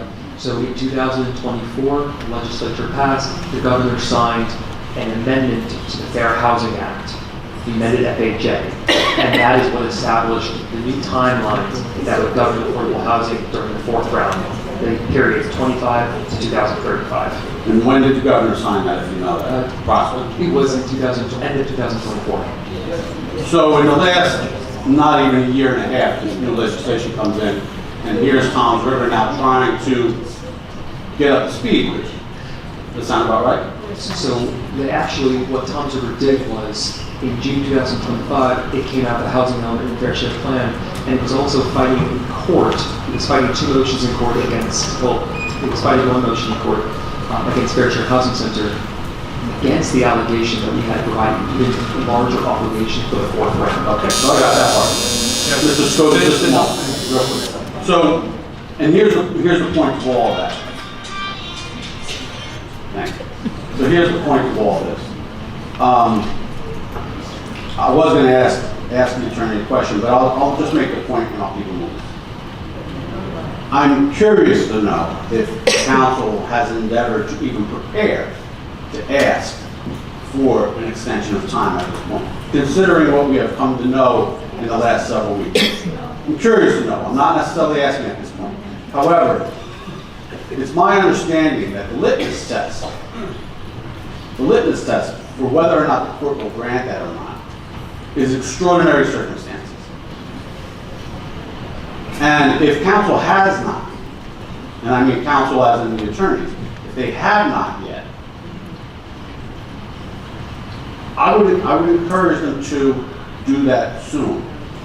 If this council, and this is how I would suggest it, if this council were to move and pass a motion to table this with the understanding that council attorneys are going to expediently move to the court before the extension of time for 2, maybe 3 reasons. 1, it's a relatively new law. Circumstances are what they are. It takes government a little bit of time to catch up. 2, it appears, as we've learned in the last several days, that the developer of one of the locations that were heavily relied on that are part of the settlement may have withdrawn. And the last one is the traffic considerations. There may not have been adequate traffic considerations in developing these plans, but nonetheless, at least the first two, I think, are pretty strong examples of extraordinary circumstances. And that's the point that I wanted to get to. I do not envy any of your positions right now. It's a tough, tough decision that each and every one of you, if you have a good conscience, have to make. Thank you. Thank you. Yes, sir. State your first and last name for the record, please. Yes, good evening, everyone. Michael Stafford, S-T-A-F-F-O-R-D, 3223 Windsor Avenue, Toms River. Get a little closer to the mic, please. There we go, is that better? Yeah. Okay. Like a lot of folks, I'm here because I got the mayor's texts. Kind of put me in a bit of a panic. I have more questions. A lot of them have been resolved because I've been sitting here. But the one thing I've noticed is everybody's here because we love our town. I've been here 23 years. We care about what happens to it.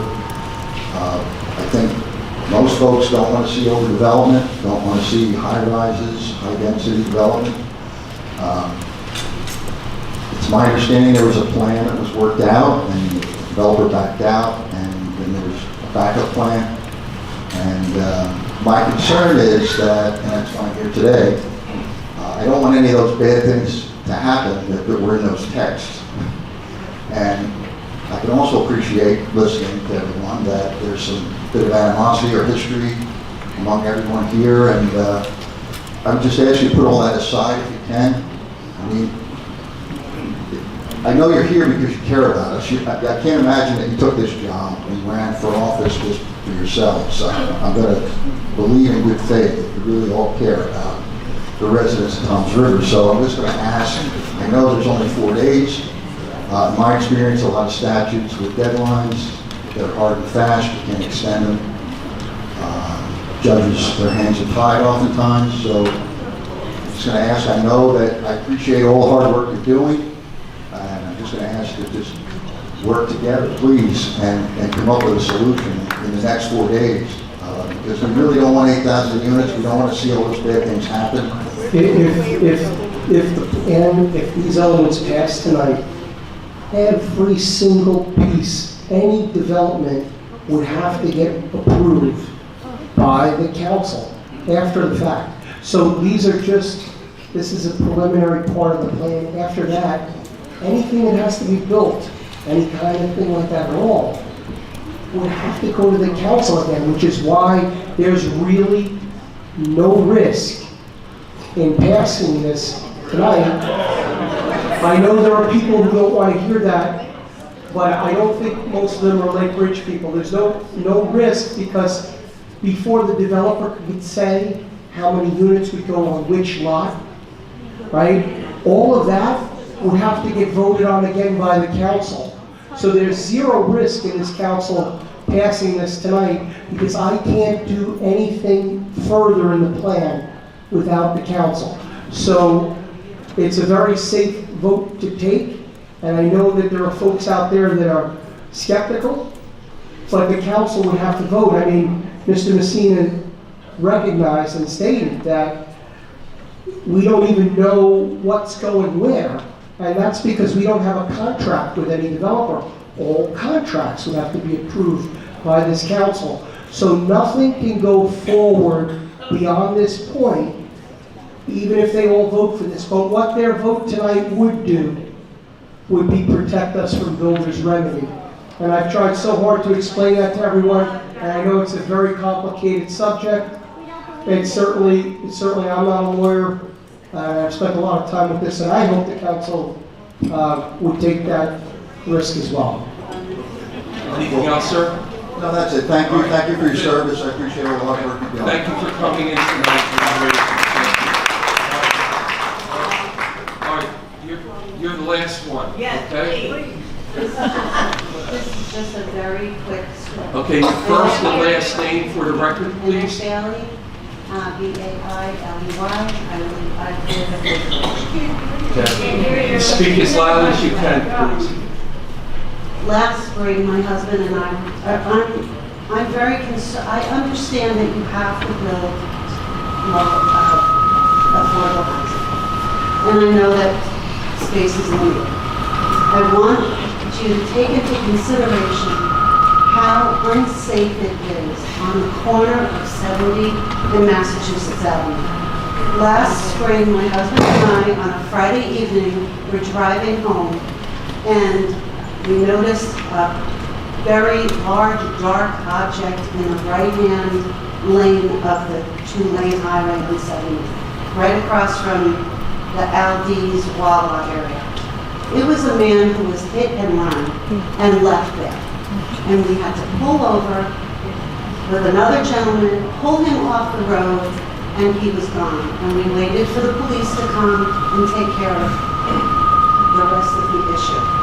So just take into consideration how difficult it is already to get around that portion of 70 and Massachusetts.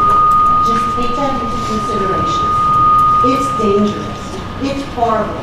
People do not follow the rules. They just don't. So Okay. that's my concern. All right, thank you. Okay. All right, now we're going to, does anyone on council want to entertain making a motion? Council President, we have to close public comment. Okay, pardon me, thank you. Yeah, I need a motion to close public comment on ordinance number 8. Is there a second? All in favor? Aye. Any opposed? Hearing none. So I will entertain a motion on ordinance number 8. Yay or nay to pass the ordinance. Who's going to be brave enough to make the motion? Make a motion to pass the ordinance. I'll second. Okay. Motion was made to approve by Councilwoman O'Toole, seconded by Councilman Aber. Councilwoman O'Toole? Yes. Councilman Aber? Yes. Councilman Bradley? No. Councilman Bianchini? I abstain. Council Vice President Iverson? I'm going to abstain from this vote. Council President Sikosi? I'm going to vote no for the simple reason. I don't believe the residents were notified properly, and this ordinance on the agenda is illegal. It shouldn't be. Did you call Craig Coleman? He's next. And Councilman Coleman? Yes.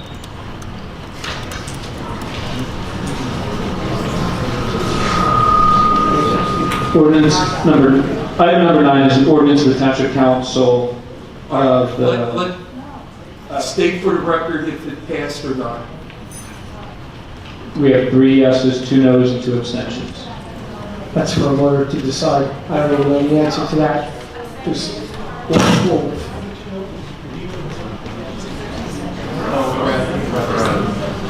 We'll have to ask. That's not something that typically happens.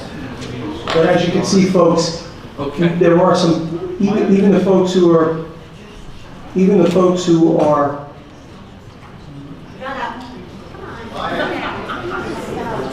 it's a shame that we've come to that, right? So even those folks are afraid to vote no because they recognize what the consequences of this is going to be, and they're now hiding behind an abstention. Iverson is hiding, and so is Bianchini. They are hiding behind the abstention. Vote your conscience. You're hiding because you're hiding. Notified. You're hiding. You're knocking it down, and you're hiding behind an extension. I'm commenting. It's free speech. It's America. It's not Cuba. It's not Cuba. You're hiding. You're a coward, Iverson.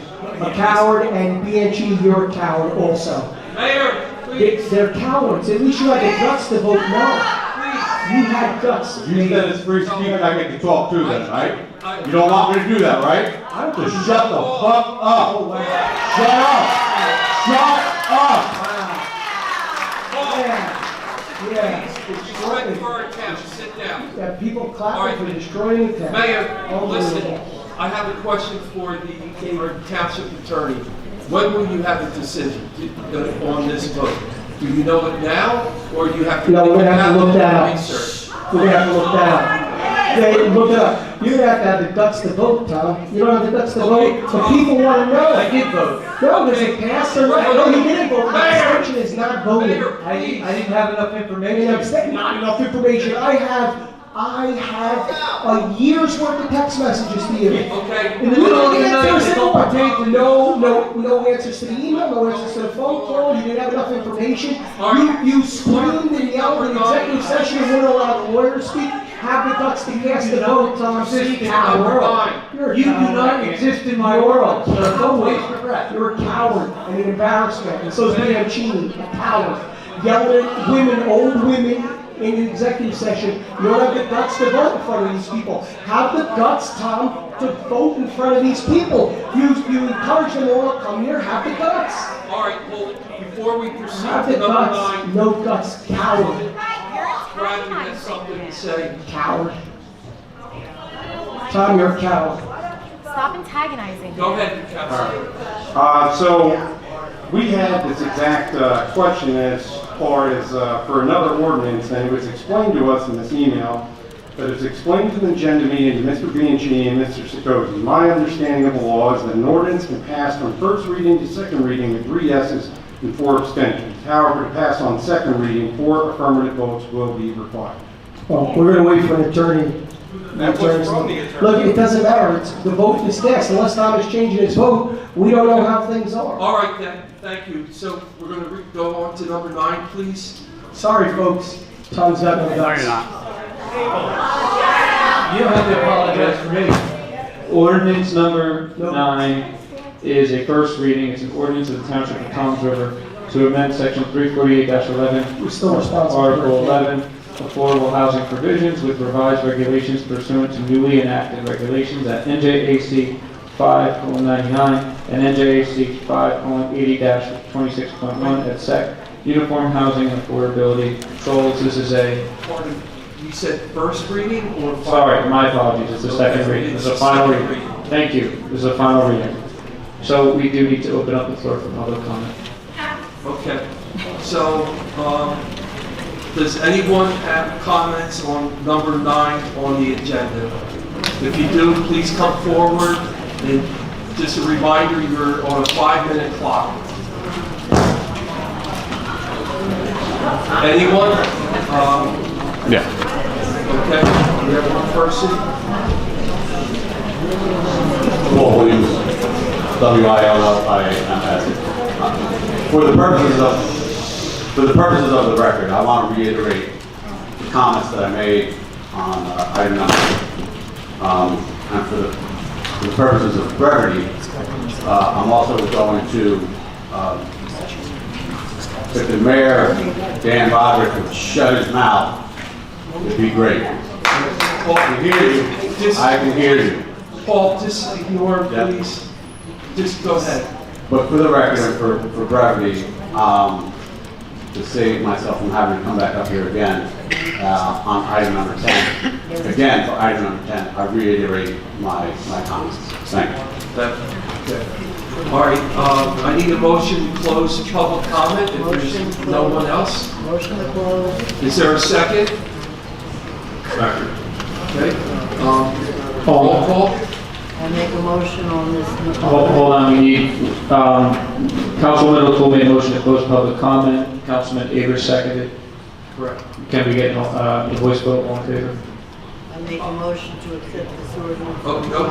We have to close public comment. I thought you were. Okay, all in favor to close public comment? Aye. Thank you. Any opposed? Hearing none? Okay, I need I make a motion for ordinance number 9 to be accepted as read. Is there a second? Second. Motion to approve item number 9 was made by Councilwoman O'Toole, seconded by Councilman Aber. Councilwoman O'Toole? Yes. Councilman Aber? Yes. Councilman Bradley? No. Councilman Bianchini? Yes. Council Vice President Iverson. I vote yes on this ordinance, but to echo what Mr. Williams said, one of the reasons I abstained from the first one is because I've been asking council to ask for an extension for 6 weeks, and they haven't even applied for it. Council Could have President. been done 6 weeks ago. There's no application for that. Okay. Well, I've told you that already, but you're a hard-headed dope. You called the court. You're a hard-headed dope, corrupt dope. We told you that there is no extension. They've said it 6 times, but you keep Mayor, repeating. I still have to vote, please. At the planning board meeting last night, he said there is a mechanism to extend it. And he told you everybody. He said it last night himself, Everybody failed. and I asked him to repeat it, and he did. Never Repeat happens, it. Tom. It never happened? Did I ask you last night, Councilman? He's not a councilman. I mean, He's not a councilman. Counselor? Try to get your blood sugar under control. Maybe drink a little less when you come to the I've meeting. been working manual labor since 5 this morning. I'm sorry. Council.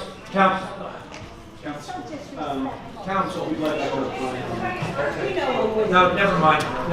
Let's move on. Call my Council President Sarkozy. Yes. Councilman Coleman.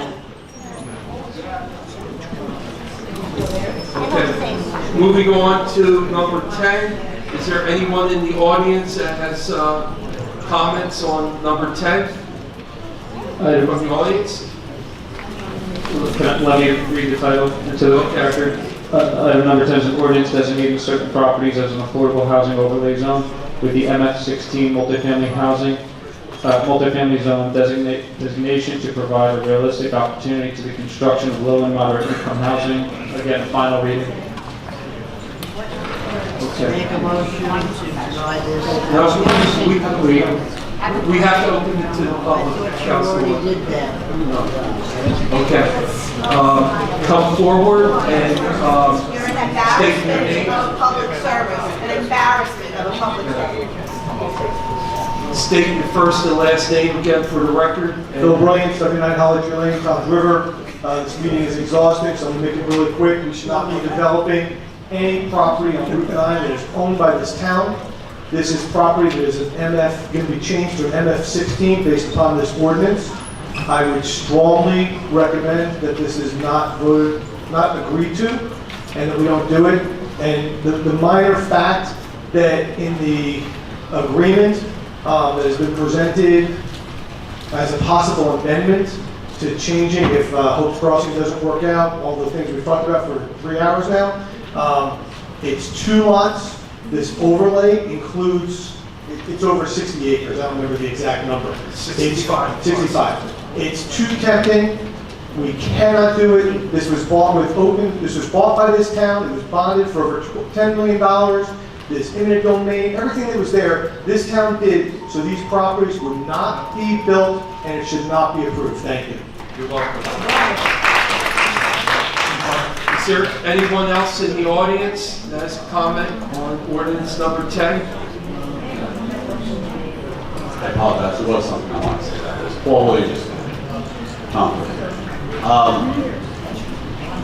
I've made some public comments about this particular part of the ordinance, and that is how it is an example, and there are many, but this one really puts this council and this town in a lot of jeopardy. For this council, it puts you in jeopardy because the public trusted not necessarily this group, but a council in 2016 that told the public that the property was going to be bought not with Open Space Fund. not with open space fund money, but was going to be bonded for over $9 million, and that it was for open space. And what's interesting now, particularly now, is that this was not included in the settlement agreement, as I understand it, in December. It is only now being thrust into this agenda for you to pass, as if the world is going to fall apart if you don't. You can't really, if you don't, there's potential for bad, but there's also potential for bad for over $10 million of taxpayer money being squandered on land that was supposed to remain undeveloped. And interestingly, what I found most interesting was that an opponent to that was a Democrat running for town council, whose campaign I worked on, and is now sitting in the mayor's seat. Dan Roderick was opposed to any purchase of that land at a price tag of over $10 million. That's a lie, Paul. Where did you see that? And you never worked My on time. campaign. I would Mayor, never let a criminal work on my campaign, Paul. I got the receipts, Dan. Don't say I didn't work your Let's campaign. see, let's see. Paul, You never In any worked on my event, campaign. this is I never let you on my campaign, Paul. Mayor, I've been to your house. I've gotten drunk with you. Don't talk about that. I've got pictures of you walking on your steps. Mr. Williams, address me only. But I'm not a liar. Yes, you are. Don't address me, please. Who pays you to come here, Paul? Don't. It's like you don't have a job, right? Mayor. You don't pay for your own rent. You're on No. Section 8. Who pays you to come speak here? Is it Terrence Thurlock? Who pays you? Yeah. Please. In any event, Who pays you? just keep it coming. Since you're not saying nothing, that's a secret. Is it cash, Paul? Yeah. Give me cash. I hope everyone is getting This is on the video. demonstration of our mayor. Yeah. Please. And this is why I come here and I who work. lives in free housing, who lives in affordable housing. Well, in any event, the point is that clearly, there was a saying I heard, a struck dog will holler, right? It's an old saying from the South. A struck dog will holler. Because all of a sudden I start talking about him being a Democrat, that I worked on his campaign, that he was opposed to this. Now I'm a liar and I'm a criminal and whatever else he was saying. I'm Never been getting paid opposed to to be open here. space even once. Yeah, I know all that, but a struck dog will holler because it's the truth. No, Paul, The fact is that this council now is put in a position at the last minute so that his ego can be saved. Because this just happened. This happened because it wasn't in the plan in December. You're crazy, Paul. I'm crazy. I hear you. Crazy and a criminal and a liar. But I can fight. Can you fight? Is that a threat? It's not a threat. It's a question. I can fight. Can you? Because you run your mouth a lot. Is that a threat? Okay. In any event, my point is well within that this is a predicament for the two of you, for the bunch of you, that this is a predicament that you're in because of his failed leadership. It's that simple. Thank you. All right, thank you. Is there any other public comment on ordinance number 10? Motion to go to comment. Maybe Tom will have the guts to vote on this one. Mayor, please. Is there a I second? voted on the last one. Did you? Yeah. I'm Is there a second? Thank you. Thanks, Daddy. Is there a second to close public comment? This is Councilman Bull. We need a second to close public comment. I'll second it. Councilman. Okay. All right, thank you. Motion to close public comment was made by Councilman Iverson, seconded by Councilman Aber. All in favor? Aye. And Any now, opposed? Hearing none. now we'll take a vote on ordinance 10. Okay, would someone like to make a motion on this?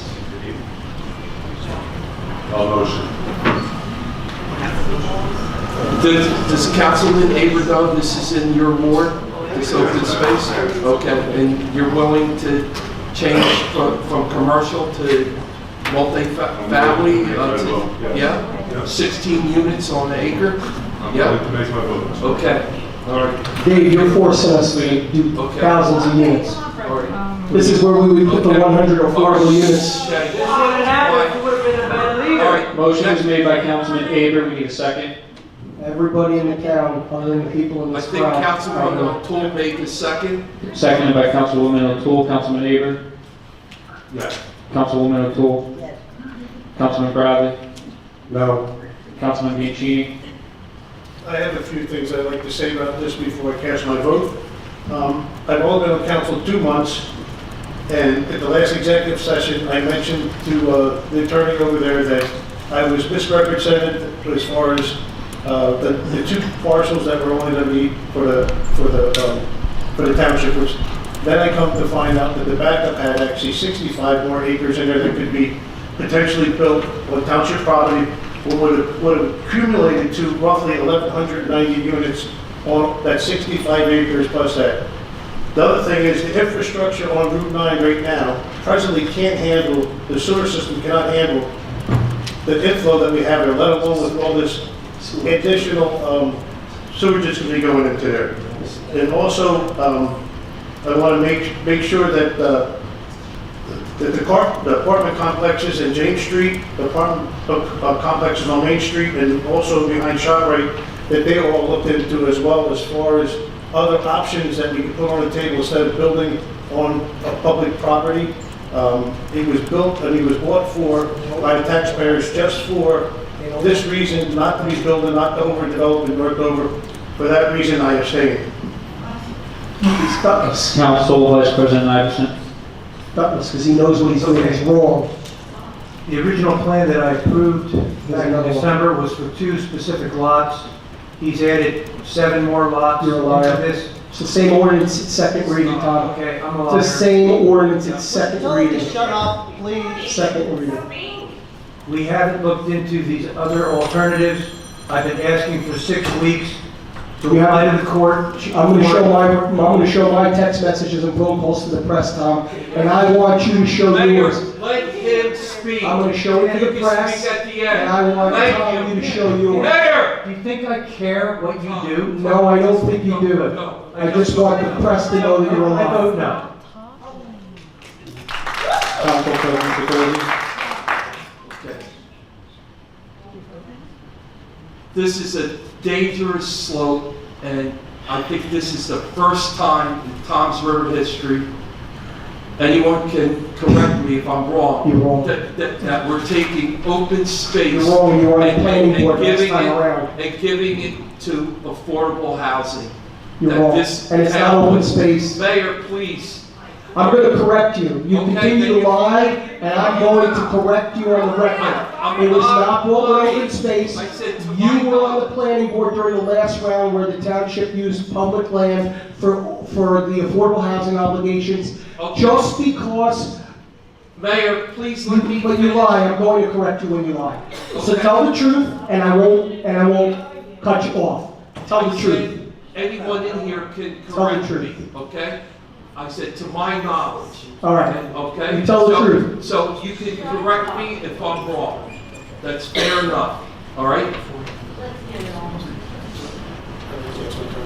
Okay, go ahead. We have a question for you. I forget the gentleman's name, the attorney, sitting back there, Mr. Vangaro. Maybe if you answer the phone, you know his name.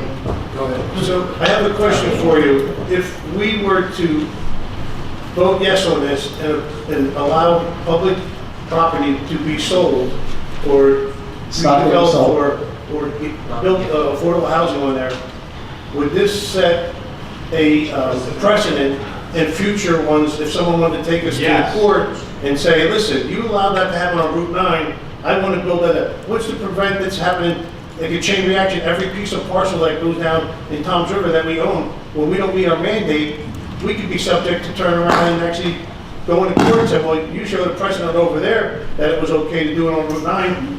I don't know, it's a legal question, but I think that you probably have a little expertise. Did they come back to us at a later date and say, listen, you showed a precedent?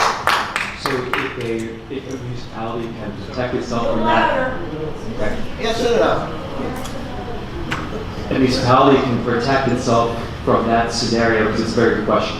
The borough can protect itself from that scenario by placing lands into a ROSI, which basically makes them not developable, and therefore a nonprofit group, a developer could not come in and point to those lands as lands that could be to them. Which we did before this affordable housing round. We put lots of properties onto the Rossi list, and these were properties that were not on the Rossi list, not purchased with open space, and you can't have it both ways. You can't say that we need a different location potentially for the spot on 70 by Lake Ridge, and then vote this down, which would be an alternate location. You can't have it both ways and say you're not going to do anything about Hope's Crossing, and Mayor, you're not providing. Mayor, may I You finish never- my vote, please? Yeah, you never like that. You never like the truth. So I'll stop talking since you want to stop the truth.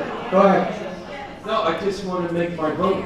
No, you just want to tell them it's half-truths or lies and get away with it. No, this is good. Everyone's filming it. Yes. This is They're all great. filming me, and they're all filming you, and the entire town is gonna know what you did within a couple of All right. days. So I just want to say the last administration They're gonna vote against the bought backup for Lake Ridge. They're about bought to vote 100 against the acres backup. of open for Lake Ridge. space. This administration has not bought 1 acre. He's giving away Voting against it. 65 acres. So And then this my doesn't give vote anybody is anything. no. My vote This doesn't give anybody anything, and you're bringing us to the brink of a builder's remedy. is no. Okay, so Councilman Coleman. your By vote. the applause of one group let of the people. councilman vote, please. He voted yes. You want it again? No. Did you hear him? I did, yes. Okay, all right. Councilman, what was your vote, Councilman Coleman again? Okay, all right, so clerk, we're moving on to number 11. Item 11 is an ordinance of the Township Council of the Township of Toms River in the County of Ocean, State of New Jersey, repealing Chapter 363 Mobile Home Park, Section 2 Rent Leveling Board, and repealing Chapter 71 Statutory Boards and Commissions, subsection J, Rent Leveling Board. This is a final reading, so we need public comment again. Okay. Is there anyone in the audience that has a comment on number 11, ordinance number 11? This is the second reading. Interpretation.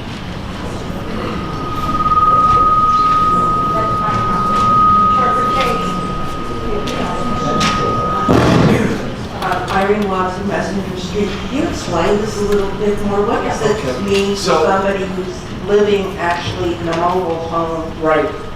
Okay, I think the mayor would like to explain this. No, you guys wanted this on. I'm opposed to Oh it. my God, okay. I'm opposed to repealing it. I will explain why I'm opposed to repealing it. I'm opposed to repealing it because it's a layer of protection for all of those people who live in that mobile home park, which is, these guys want to repeal it. Mr. Nivison is going to abstain. He's going to abstain because both he and his son work for the gentleman who owns the property that all those trailers are on. And once the board is gone, it will be a lot easier to jack up the rents. Okay, wait, where is this property? It's across from Lake Ridge. It's on the opposite side of Lake Ridge. And if all of those folks got pushed out of their trailer, a developer would come in. Oh, yes. What's called Friendly Village? Mrs. Watson, so this came up, Wait, is this what you call Friendly? I don't know the name of the park, but it's right across. It's regulated by the board. On Whitty and Southern. And we'd be removing a protection. And if people's rents went up, they could potentially be forced out. And then that property would be developed. So this has been brought up by the council. They want to do this. I did not suggest doing this. I don't mind leaving an extra layer of protection for people who are unfortunate, senior citizens, a lot of them, folks that are disabled, and I think it's a real conflict of interest that these folks want to do this. I don't see any reason to leave the board in place as an extra check on this particular landowner. I don't support this. That's all I'll say. This is why Mrs. Watson, you should not speak about it, Tom, because you're conflicted. So- Tom, you're not allowed to talk about it, you're conflicted. Mayor! I can talk about it. No, you're not, you're conflicted, Tom. You're not allowed to speak on the issue. I'm just Mrs. Watson, Tom, you're not allowed to speak on the issue. Do me a You're favor, conflicted. shut your mouth. Tom, I'm giving you good advice. No, you've never given anyone good advice. You're not allowed, I'm just going to, you're not allowed to talk about this, Tom. You're not allowed to talk about it, Tom. You work for the guy, you can't talk about it. no, this you came don't work up for a the month guy. ago. You do, your son and you both work for Steinweiss. You both work for Steinweiss, and you're not allowed to vote on the issue. You're not supposed to talk about the issue on the I can day. vote on it and I can talk on it. I consulted 2 lawyers. I can vote on it, I can talk about it, and he was all in favor of it, your little boy there, smiling. He was all in I favor don't of know it. what you're talking about. Mrs. Watson, this came. Smiley was all in favor of it. I have never said I'm in favor of this. Tom. No, Smiley, right next to you. Who's smiling? This. The one who's smiling all the way to the bank. Tom. So, Mrs. Watson, this was brought to our attention at an agenda meeting a month ago. Nonsense. It was presented by the acting You tried this at the last business meeting administrator. as well. Stop, You tried this at your meeting, last meeting as well. Stop. So we were told that this no longer, is no longer needed because the state of New Jersey has taken this over. So it was redundant to have this board. And we Doesn't on cost it. us anything, And it was we're not present. And the lawyer chimed in too on this. Redundant So- doesn't mean not required. Okay, so. Not necessary, All that's right. what it is. Can I say something here? So this is why it's on the agenda. Then vote So it down. they're using it Then vote against it down. Vote it down, against us. Dave. But we did not present Vote with us this. and vote it down, This then, is Dave. the mayor and the business administrator Vote and the vote it lawyer down, Dave. who put this on. President And Sikorsky. apparently to make us look Vote it bad. down, then, Dave. Okay? And vote it down. Okay. Ms. O'Toole wants to speak too, Dave. Does I that did not answer your ask, I question? did not ask to have this put on. May I have the floor for one moment, please? All right. Go ahead. I believe that we should keep the rent leveling board in place, and that is. And the reason that I say this is because, not being in any disrespect to the other side of the room, anybody that may be a Democrat and all, but this is a Democratic state. We in Toms River and this county is a Republican stronghold, so-called. They have, used the way I say this, screwed us on funding for the school. They've underfunded us because of this situation, and it goes on and on and on. And they will take advantage also with that board used by the state alone, where we have no control. And we do have a lot of senior citizens and people with infirmities and whatnot that live in not only that area, but other areas that need protection. And that's why I am voting to keep that board in place. And we were also told that there's only one member on this board as of now. Only one member. So continue, please. My question was, is this the mobile homes that are located on the corner of Whittier and Route 70? The name of it is Friendly Village. Is this what you're talking about? All, I think it regulates, No. Well, it pertains to everybody. yeah, it regulates all of those. It regulates all. Regulates all of them, yes. All right. I personally know someone who lives in a mobile home who is just so completely down and out. And I would definitely want her, my cousin, to have all the protection she could get to keep her mobile home, to keep the rent where it is. If it goes up, she is in a cardboard box. Well, actually, she'd be in my house, which would be fine. But these people need all the protection they can get. They're not, let's just say, articulate enough to come in and fight their cause. They probably don't even know that this is going on.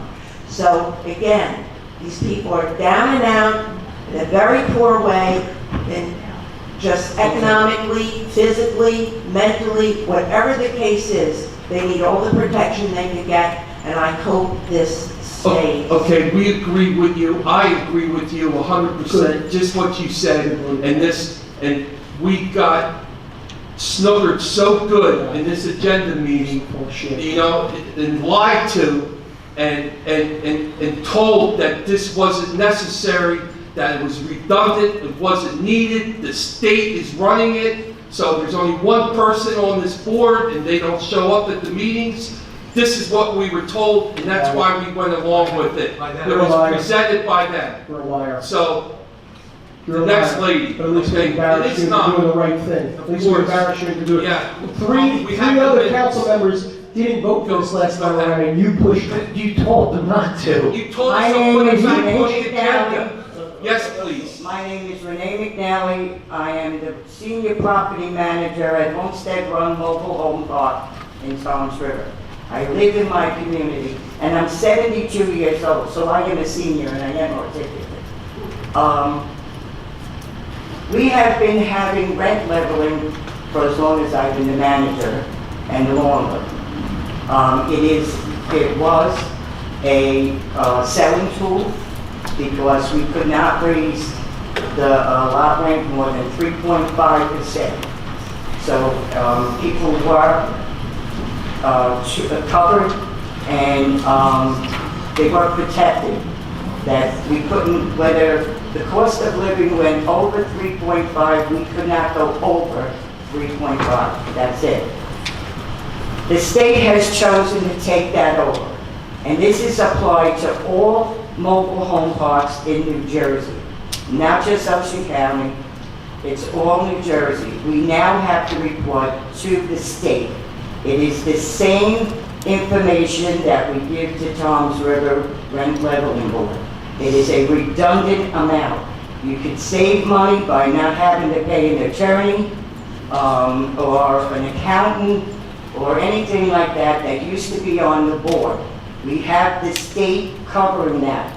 We are mandated by them. We cannot go over 3.5%.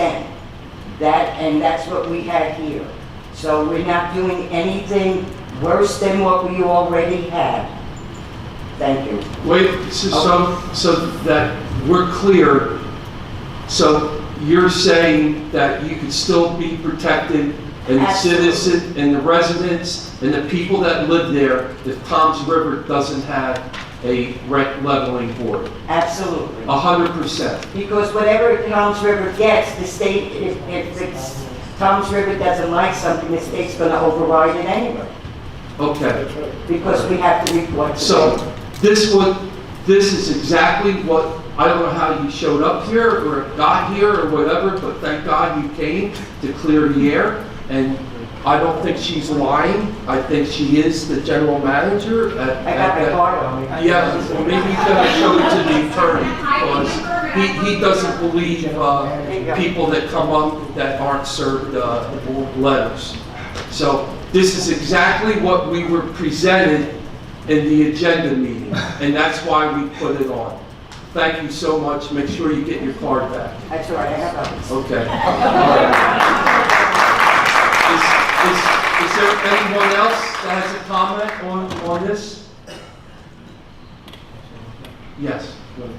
And according to Roderick and his henchmen, it's going to save the town money if we dissolve it. 15,000, isn't that right, Drew? I thought you just said you didn't do this and you don't know anything about it. Now you're saying I was it's there when you guys 15,000. I've never presented anything. You did, right there. Presented anything to us. Oh, well, you could lie and he'll swear. How did the woman know who works in the same place your family works know to come here tonight, Tom? Because she reads the agenda. You're so full of shit. Come on, Dan, you really, Dan, you're so cute. Public comment. You are, you're such a scam artist. I know, Look Dan. at the face you made. It's comical. I know, I'm crazy, right? I No, need you're a not motion, crazy, you're a please, crook. to close public comment on number 11. I am on already. You have something to say on number Save the 11? animal shelter, she's gonna We say. already had a motion. We need to, I need a motion. We're on number I need a 11. second. You had a motion. I can't hear Coach you. Conklin, New Jersey. I have something to say to this mayor. Shut up. No. Council President, we're on motion to close public. We need Make a the vote. motion. Motion to close public Okay, portion. Councilwoman O'Toole. Thank you, and Who's second? One second. Councilman Bianchini. Thank you. All in favor to close public comment? Aye. Any opposed? Hearing none.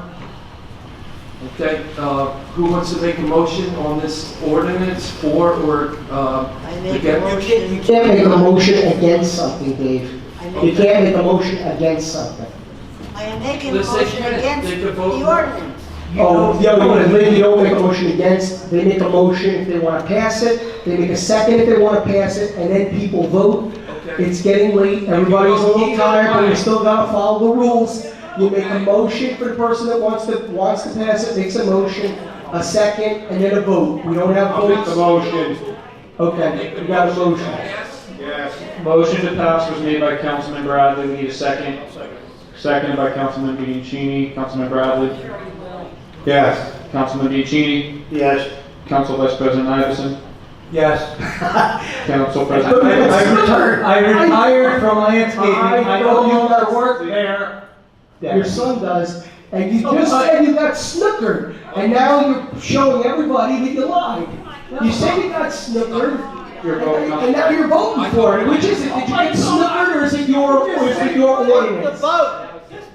Is it your ordinance, or did you get snookered? Mayor, please. You guys put it on there. It's not my ordinance. It's a resolution. I help our president. I help the president of the United States. Look at what you got to deal with just on the town level. We're on your vote, Council President. I'm the last one. Oh, I'm so sorry. Your vote's now. I can, You vote now.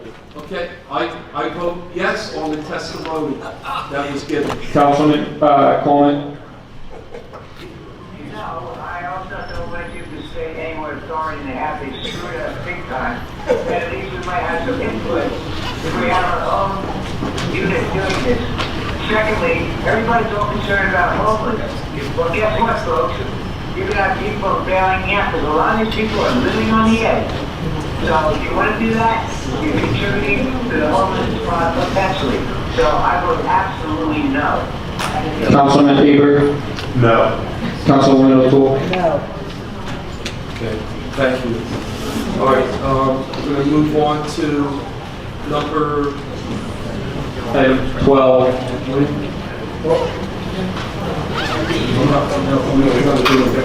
We're on to number 12. We're on to item 12. It's a second reading. It's an ordinance of the Township Council of the Township of Toms River County, Ocean State of New Jersey, amending and supplementing Chapter 50 of the Township Code to mandate minimum staffing levels for the police department. This is the second reading, correct? Second reading again, so we do need a public comment. Is there anyone in the public that has a comment on ordinance number 12? Okay. Seeing none, I need a motion to close public comment. Motion to close. Is there a second? I'll second it. All in favor? Aye. Any opposed? Hearing none. Okay, Make a motion to move it. is there a second? Okay. Motion to approve is made by Council Vice President Iverson, seconded by Councilman Bradley. Council Vice President Iverson. Yes. Councilman Bradley. Yes. Councilman Bianchini. I looked at this really hard on the first reading. When I got back to my desk the next morning, I had a veto letter on my desk from the mayor. It said this ordinance is unfair to all officers eligible to take the upcoming potential test. I have to make sure that everybody's aware that there was actually a list prior to us even getting involved in this where people were going to be hired, and the mayor took it upon himself to get rid of that list because there was a certain individual on that list that he didn't deem that should be working for the Toms River Police Department. So being said all that, I didn't veto anything yet. I don't know what you're talking yes, I about. have it in front of me right here, right there, veto, right there. Yeah, see that? So anyway, what I did is I started looking into it a little bit more. I spent numerous hours on this, and I have to say that I took the 5 largest municipalities in Ocean County, which was Lakewood, Toms River, Bricktown, Jackson, and Manchester. And then what I did is I did a spreadsheet from everything from the population, the police officers, the land size, the residents, literally the age of each community, the police per square miles, the police population per pupil, and also the average for the top 3 and the top 5. So when it came out, when I got done with everything, Lakewood has the most residents in Lakewood.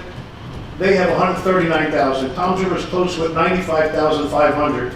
Bricktown is close to us at 74,000. Then it comes to Jackson and Manchester. They're a lot less. They have a lot more square miles. But the problem is 50% of both of Lakewood, Jackson and Manchester, 50% of the land that they own or they have is either conservation, military, pinelands, and stuff like that. So if you take that, it's 50% of that, their square miles is not nowhere as the size of their land mass. So when I got into digging even farther there, our land mass for Lakewood is actually 25 square miles. Toms River is 40.5 square miles because I took out the water. Bricktown is 25.5 square miles, which is close to the same as Lakewood. And Jackson was 100, but if you take out half of that, it's only 50 square miles. And then Manchester was 81 square miles. Being said all that, the average age for Lakewood is 18 years old. Toms River's average age is 43. Bricktown is 45. Jackson's 41. And Manchester's 64. So now what I did is I turned out all of the police officers that we have, because Toms River has 144 on staff. Lakewood's got 160 on staff, plus another 50 civilian. And then Bricktown has 146. Now, Bricktown has 146 police officers, and they're only 25 square miles. We have 40 square miles. We have 15 square miles more. When I turned around and I did the average for the top three, it came out to 3.9 police officers per square mile. When I did the top five, I'm sorry, it came out to 3.9. When I did the top three, it came out to 5.2 police officers, because we have more square miles and we have more population and land mass. Come to my conclusion with all this, that Toms River should have 210 police officers. That's boots on the ground. Okay? If I took Jackson and compared it to ours, Jackson has 145. They're at 7.5 police officers per square mile. We'd be at 228. Now, by no means do I think that for a second that we should have 210 police officers or 228 police officers. But asking for 160 police officers just to get us up to speed and get where we should be, I don't think that we should turn around and take politics over public safety. And the other thing that I wanted to make sure is that everybody realizes that this doesn't even take into consideration Bricktown and Toms River in the summertime. We get probably another 25% from all the people coming to the Jersey Shore, which puts a burden on our police department. And I will tell you this, if we don't start to get somewhere in the proximity of 160 to 175 police officers, people are going to start to call out work. They're going to go on workman's comp. I know how the system works. We're not going to win it. Now, I will say that I did hear that they're trying to go through hiring some police officers. I don't want to hire a handful. We have to take it. I want boots on the ground. I'm not talking about lieutenants, sergeants, and captains and all that stuff. I want to have policemen, boots on the ground, so that people are actually patrolling the streets at night while we're sleeping. Also, pulling people over that are running these red lights. I want to make sure that everybody feels secure in Toms River, and just the perception of seeing a lot more police in our community puts a mindset out there that they feel secure. And we're all getting to the point where when you pick up the phone, you expect someone to be there. I don't want to pick up the phone and it's calling 911 and the police say, look, I'd love to send somebody, but I don't have anybody to send. It's a reality. We need more boots on the ground, and I want to see that we get this to that point. So for that reason, I'm voting yes. Thank you. Council President Sikosi. Yes, for all the reasons what Councilman Bianchini said, and we all remember what happened almost 2 years ago. This auditorium was completely filled, and we saw what has happened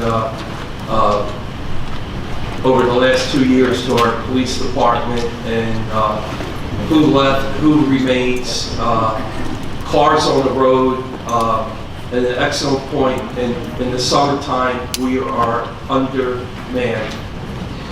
So I vote yes. Councilman Coleman. No, I got a problem with this because, first of all, I don't believe this is legal. I believe it's up to the mayor. He's the one that dictates these kinds of policies. And of course, the chief of police should be involved heavily in this. And the other good news is, yes, I've been a part of interviews, and we have quite a few very good candidates, and they're just going through background checks, and we'll be upping the number of policemen very shortly. And I also wonder what's really behind this. I don't know, is it that because we lost 2 captains, is that what this is all about? That's exactly what it is. I don't even know anybody in the police department. Why would you come out and say something like that? Let them talk. Yeah, it's disgusting. They make all kinds of stuff. So I'm voting no. Councilman Haber. I'm voting no because it's not legal for the council to tell the mayor how many police officers to hire. Can I just would like to just make one comment? Oh, I'm not allowed to, oh, I can't, All yeah. right, so are we done with this vote? Councilwoman O'Toole? No, because this should be the job of the mayor, not the council. Okay. It shouldn't be the job of the mayor, it should be the only job for the police chief. He should have no input in it. So we're done and I get the opportunity now to speak? Okay, no, moving on. You just said I would. No, I did I not. was addressed and it's Robert's rules. No, I did not. And you brought me up and I have a right to speak. No. Okay, so we're moving on. You are So- Democrat. Yes, you are. You don't give anybody an opportunity. Democrat, That's exactly it. Well, you and Lynn. We know how liberal you are, Tom. We know. What do you want? So, you're not gonna let me talk about the interviews and the process and? So I need a motion. No need to spin it, that we're hiring? For the time Right. and keeping this meeting. And all of the retirees are I being need a replaced, you wanna motion talk about that? to table ordinance 13, 14, and 15 until the next meeting. Yes. Yes. Yes. So, when. It's just gonna take too much time Yes. tonight, folks. Can I put in a quick discussion on 13 and 14? No, we'll take them now, But why next not meeting. 15? And 15 too, sure. Okay, but Table. why? Table, we'll talk about it, table. The mayor spoke. Is that fine? You're kind of friendly, but I do have information that I think we need. All right, everybody willing to stay here later? No. Or, So if the mayor's in agreement, we're going to table this. Okay, so, all right, I need a motion either for, I make a motion to table these. okay? Second. Is there a second? Second. Okay, so for the record, a motion to table items 13, 14, and 15 was made by Councilwoman O'Toole, seconded by Councilman Bianchini. Councilwoman O'Toole? Okay, but I just want to say, if somebody wants to continue, you can vote opposite, all right? Not to, then go on, all right? So, you don't have to go Just over the voting motion. to table it. Yep, that's all. To table all three. So Councilwoman O'Toole? Yes. Councilman Bianchini? Yes. Councilman Bradley? Yes. Council Vice President Iverson? no. Council President Sekozy? Yes. Councilman Aber? No. Councilman Coleman? To table. Can you repeat that, Councilman? Sorry. Yes. So items for the record again, items number 13, 14, and 15 on tonight's agenda have been tabled. We're going to move on to the consent agenda. Oh no, I'm sorry, item number 16. I need to make a motion to add a resolution. Okay. Is there a second?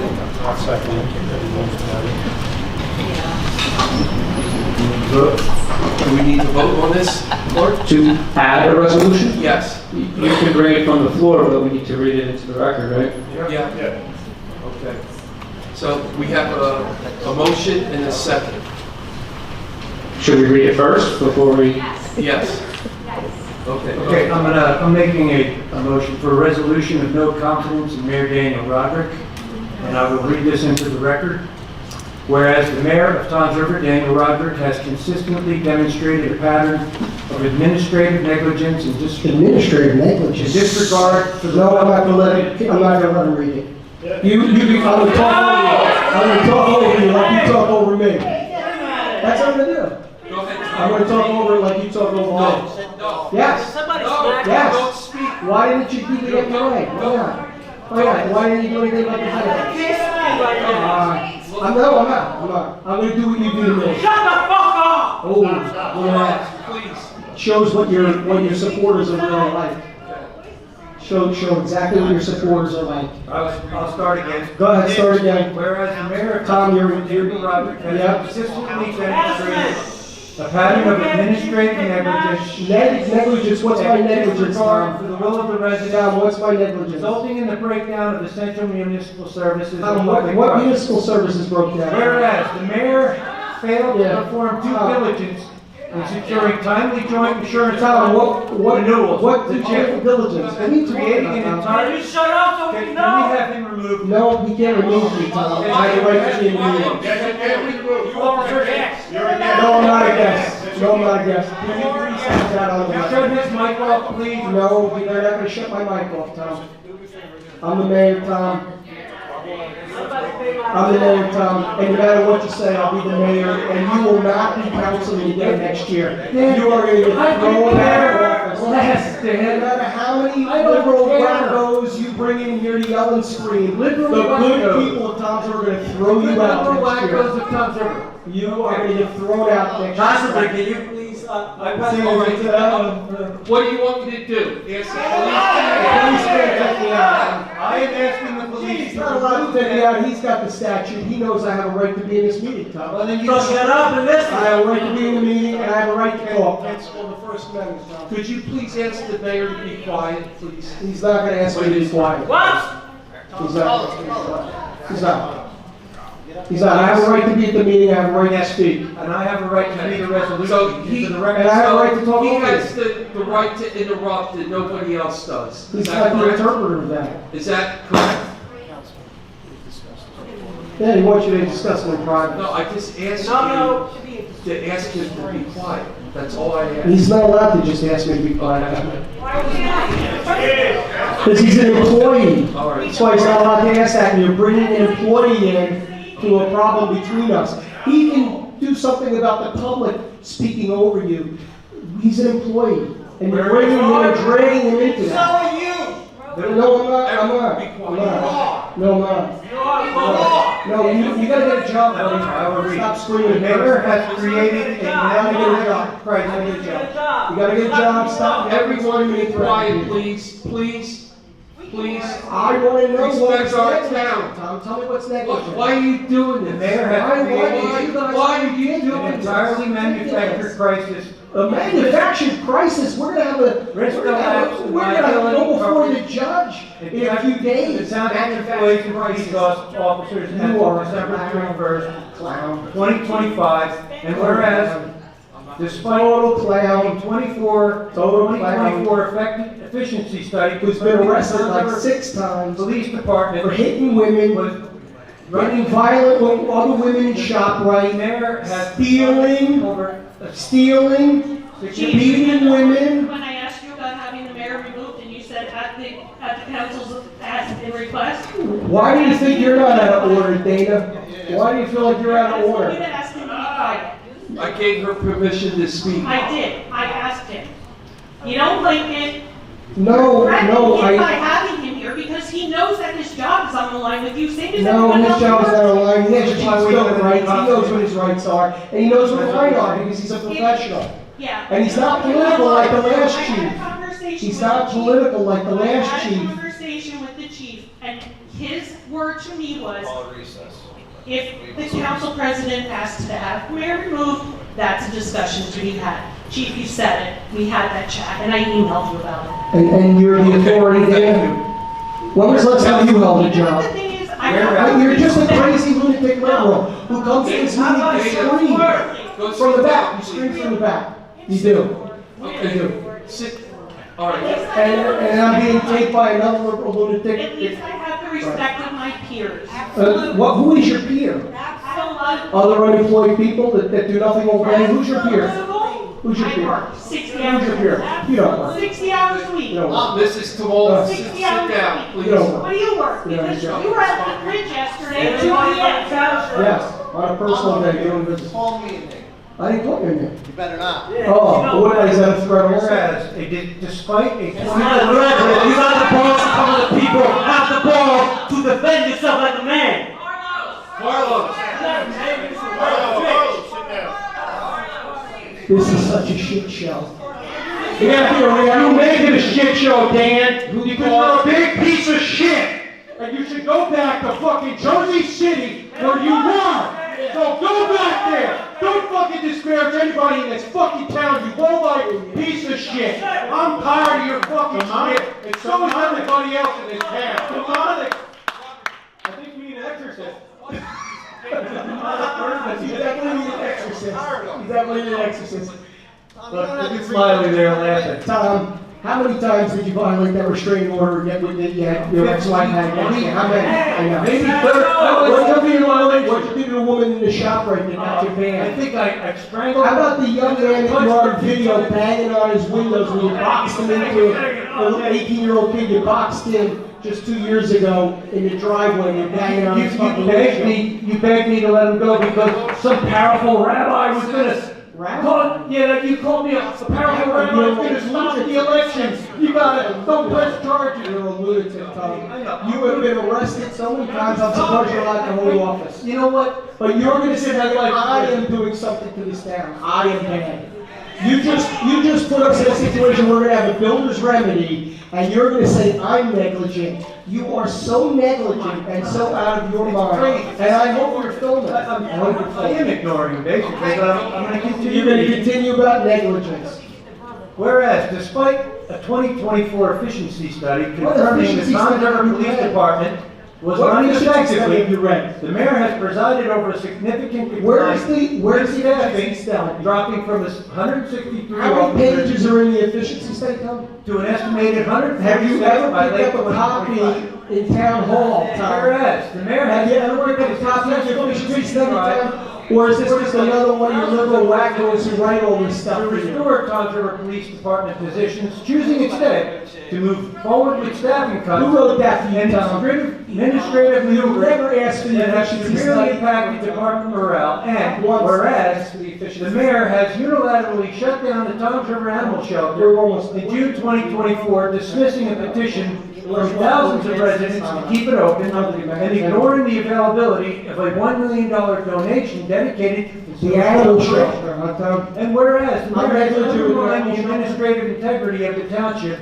by appointing Warren Drew Chabot, otherwise known as the Little, to a critical role in the business administrator, originally hired as a director of recreation and to bring in the shopping carts at night, promptly elevating him to a position of acting business administrator with a significantly increased salary of $175,000. Despite public concerns regarding his qualifications, lack of educated degree for the positions and lack of prior municipal management experiment for a town of Toms River size.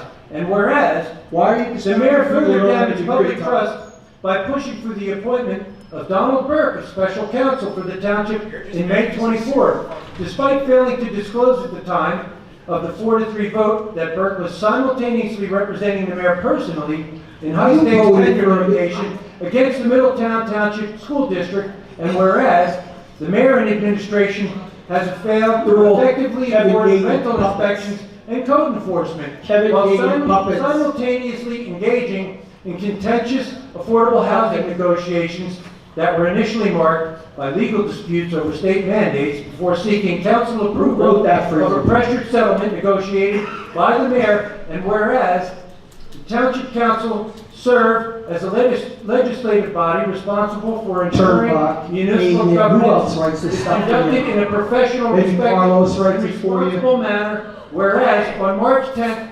2026, Mayor Roderick issued a written communication to residents of an official township of Toms River letterhead regarding the township's affordable housing obligations, and whereas the March 10, 2026 communication urged residents to contact certain members of the Township Council, including the personal cellular telephone numbers of Councilman Robert Bianchini, Tom Iveson, David Sikosi, and Clinton Bradley, and whereas the use of official municipal communications to publicly disseminate personal contact information of elected officials without their consent raises serious concerns regarding personal privacy, safety, and the appropriate use of municipal resources, and whereas the Township Council believes that this action represents a serious lapse in judgment and undermines the cooperative working relationship necessary between the executive and legislative branches of municipal government. You think you're And going to whereas distract the mayor us has that you engaged brought us in personal to attacks a against builder's the remedy council, today? You think that you're going to distract with this ridiculous resolution?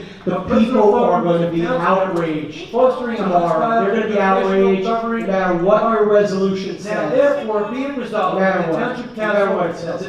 of Toms River hereby express its vote of no confidence in Mayor Daniel Roderick for his continued failures in leadership, administrative competence, and disregard for the safety and well-being of the residents of Toms River, adopted this 11th day of March 2026, approved as a legal form, certified as a true copy of the resolution adopted by the council. This is why Darren's talking about the buddy got thrown out of 11th, office because these kind of things. Guess what? I wrote it. You didn't write that. I wrote this. No, you didn't. Tom. Yeah, it took me a few weeks, but I wrote it. You did not write that, Tom. Thank you, ChatGPT. You did not write. Well, exactly. You did not write that, Tom. You did not write that. It helped me. It didn't help you, Tom. You're helpless. Hopeless. And the people are going to hold you accountable, each and every one of you, for what you did with affordable housing tonight. Yeah, and it doesn't matter what show, and they're going to hold you accountable for leaving the MUA. Everyone knows what you're going to this. They're going to hold you accountable for the MUA and leaving them with health care and tabling the ordinance. They're going to hold you accountable for removing the board that governs the very entity that pays your son. They're going to hold you all accountable. And you're not going to be able to hide behind I'm ready to be held accountable. How's that? I know you are. I'm ready to be held accountable. I know you are. Because you know what? You're such a minute little piece of... I know, I'm a minute little guy. You don't exist in my world. A minute little guy. Yeah, go ahead, please. The motion was made by Councilman Iverson. Need a second? I'll second it. Councilman Iverson? Yes. Councilman Bradley? Yes. Councilwoman O'Toole? No. Councilman Bianchini? Yes. Council President Sikosi? Yes. And Councilman Coleman? No. And Councilman Aber? No.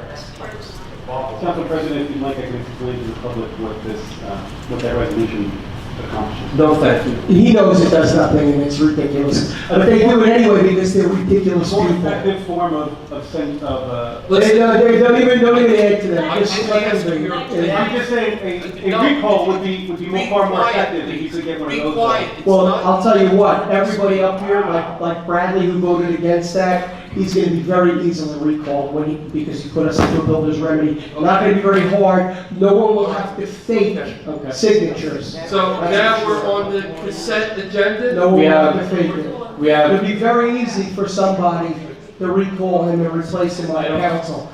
Very, very easy after doing this to our community. We're on number 16. For Yeah. developers that you're in debt with. Item number 16 is a resolution of the Township Council, Township of Toms River, Ocean County, New Jersey, introducing, approving, and establishing the date for a public hearing on the 2026 Toms River Special Improvement District. It's a budget resolution, so it does need 2 readings. This is the first. Now they're gonna raise taxes on businesses. Go ahead, Dave. You saved 11 million. Dave, raise taxes on businesses for this private entity. Go ahead. The private bid, you're gonna raise taxes tonight. You put this on the agenda, you insisted. It increases their budget, increases taxes on businesses downtown for your buddy Robert Shea, the same buddy that you were gonna pass that Wawa and give him the street. Go ahead, raise taxes on businesses now. Go ahead. There's no public comment on Yes, this. go ahead, just vote and try to raise taxes on Please this. come forward. There's no public comment. We gotta stay here longer. I'm allowing it. And this is on number 16? Yes, in the past, you have allowed public comment on resolutions. That's correct. I don't understand. Sir, if I can interject, that's on the second reading. You'll have an opportunity on the second reading. This is not a resolution, it's an This ordinance. is a resolution. It's a resolution, but it's a budget resolution. So it's effectively an ordinance. It's not an ordinance. It's It a re- resolution. it- It's not put under ordinance's first reading. But It it's requires treated- 2 readings. Yeah, it requires 2 readings. Tax- You could probably speak in less time than we can find, so go ahead. You can speak in less All time. I want to know is all this is the introduction reduction that's been done forevermore, I've been coming to meetings for 25 years. Exactly. That That's you correct. approve That's and exactly allow an introduction. Boy, you're like This a is lawyer. going on You're like time. a lawyer. Am I correct? It's Am I correct? it's an increase in taxes on No, businesses. It is Yes, not. No, it's not. Yes, it is. There may be information. It's an increase in taxes on businesses in downtown in that budget that they will Allowing them pass. to be heard and present their budget. That's all it is. It's the same thing as like Nonsense. when you all screwed up the fire budget. Nonsense. Okay, that's Nonsense. All right, thank you. Nonsense. You love lawyering up for them. I don't know how they Yeah, won you I should be a over. lawyer. I know more than what No, you don't. And you just like it, you know. We You need, know. Okay, roll call, please. we need a first and a second. It's like robber. We need a first and a second on this resolution. I'll motion it. There we Is there go. a Motion to second? increase taxes from Bill Bradley. And a Or second. Bradley, what's his first name again? He's so unforgettable. I forget his first name. Bianchini, second. Motion is made by Councilman Bradley, seconded by Councilman Bianchini. Councilman Bradley. Yes. Councilman Bianchini. Yes. Council Vice President Iverson. Yes. Doesn't work. Council President Sikosi. Yes. Councilman Coleman. No. Councilman Eber. No. Councilwoman O'Toole. Shocker. The real Republicans vote against raising taxes. Yeah, so And no the fake street liberals in fairs, bed with Bob Shea no and the downtown developers is lights. It's No, there's already a amazing. tax, but you want to raise it. You want to raise it because Bob told you so, and you're all Okay, puppets move on for to people the like that. consent agenda, please. Puppet. Moving on to the consent agenda, all matters listed under the item consent agenda will be enacted by one motion in the form listed below. There will be no separate discussion of these items. If discussion is desired on any item, that item will be considered separately. Okay, is there anyone in the audience that has a resolution to pull on this? Sorry. It's okay. No? Is there anyone on council that has questions on anything? Councilman Sikosi, we need an explanation on F. F? Okay. I'm sorry. Where's C? They changed Where's the, The orthopedics is off there. That's what I apologize. You took off the orthopedics out there. Sorry. So it's F or no? No. No, nothing. Okay, all right. Okay. All right, so you have questions, sir, on Was the there agenda? an official vote on ordinance 10 or not? Ordinance 10. Yeah. Yes. What was the vote? Yes or no? It was 3-3-1. They're gonna vote now. 3 nays and an abstain. So what's that? We, believe it or not, have to look into that. Each of these situations are different. Courts can rule different ways on whether different combos are considered passing or not. So stay tuned. Public comment on the resolution. I'm sorry. Nobody commented. Oh, okay, all right. All right, so I need a motion to approve the consent agenda. I'll second it. Second? Well, for clarity, nothing's being pulled off, correct? Correct. Okay. Everything. All right. So a motion to approve the entire consent agenda with nothing being pulled off was, I believe, made by Council President Sikosi. No. Budgetary rights. Council Vice President Iverson, seconded by Councilman Bradley. Correct. Council Vice President Iverson. Yes. Councilman Bradley. Yes. Councilman Bianchini. Yes. Councilman Sikosi. Yes. Councilman Coleman. Councilman Aber. Yes. Councilwoman O'Toole. Okay, moving on to the reports. Motion to move the reports. Is there a second, please? Second. Motion to move the Councilwoman O'Toole. motion to move the reports was made by Councilman Iverson, seconded by Councilwoman O'Toole. Councilman Iverson. Yes. Councilwoman O'Toole. Yes. Councilman Bradley. Yes. Councilman Bianchini. Yes. Councilman Sikosi. Yes. Councilman Coleman. Councilman Aber? Moving on to the bills. Need a motion for approval of bills? Okay. Just like it to be brought up to the public that, we have a certain media outlet out there that is used as propaganda against us, and on this bill list, we would be paying them $14,664 to bash us. So just letting you all know that is what we spend. It's about $3,666 a month, and all they do is write the most utter garbage about people that have done nothing wrong and stick up for people. That's all I have to say. All right, so we need a motion on the bills except for that one? you said? Shore Media and Marketing. Okay. All right, is there a second? Who made the motion, Councilman Bradley? Yes. I'll second it. Motion was made for the bills by Councilman Bradley, seconded by Councilman Iverson. Councilman Bradley? Yes, for the exception of Shore Media and Marketing LLC. You have to state the number of the bill. That is the law. So you need to state the number of it.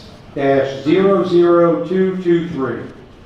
Note Okay, that one. and your Just for the reason balance. was that you didn't like what they wrote, right? It's propaganda, Is that what you and said? it's wrong that You didn't like what they absolute lies, and we shouldn't be paying somebody with our tax dollars to write the most heinous stuff Is that about what you- people in this town. Is that what that's what your thoughts are as far as you believe that was what the payment was for? It's probably what it's I for. believe. I would like you to go on the record as well, Mr. Chikose. Go on the record why you're not going to pay Okay, the bill. there's no counter. There's no Go on the opposition. record, go on the record why you're not going to pay the bill. Go ahead, keep going. Okay. It's not my turn to vote. Okay. Go on the He is record. setting you up right now. Yeah, I know that. Establish a record, so don't answer his question. You already did. You already He's did. trying to elicit You sure you don't want to answers. just either vote for it or I abstain? did not. Maybe you It's should not my just turn to abstain. vote. Maybe the attorney should advise you to abstain. You should each probably abstain now. You know, I think you should abstain. I'm giving you great advice. Councilman Iverson? Get the attorney's opinion. Yes. Get the, oh.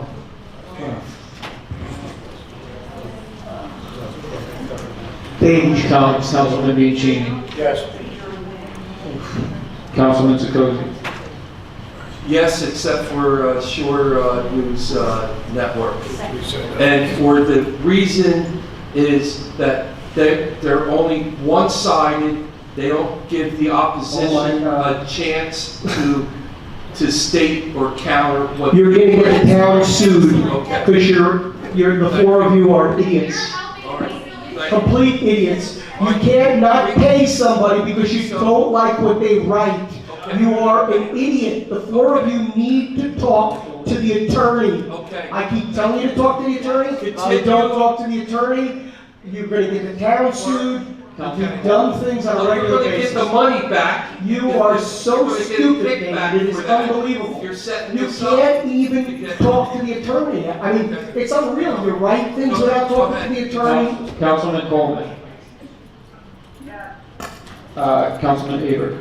I have to abstain from PO number 26-00581, PO number 26-00984, and abstain from PO number 26-00811. All the rest, yes.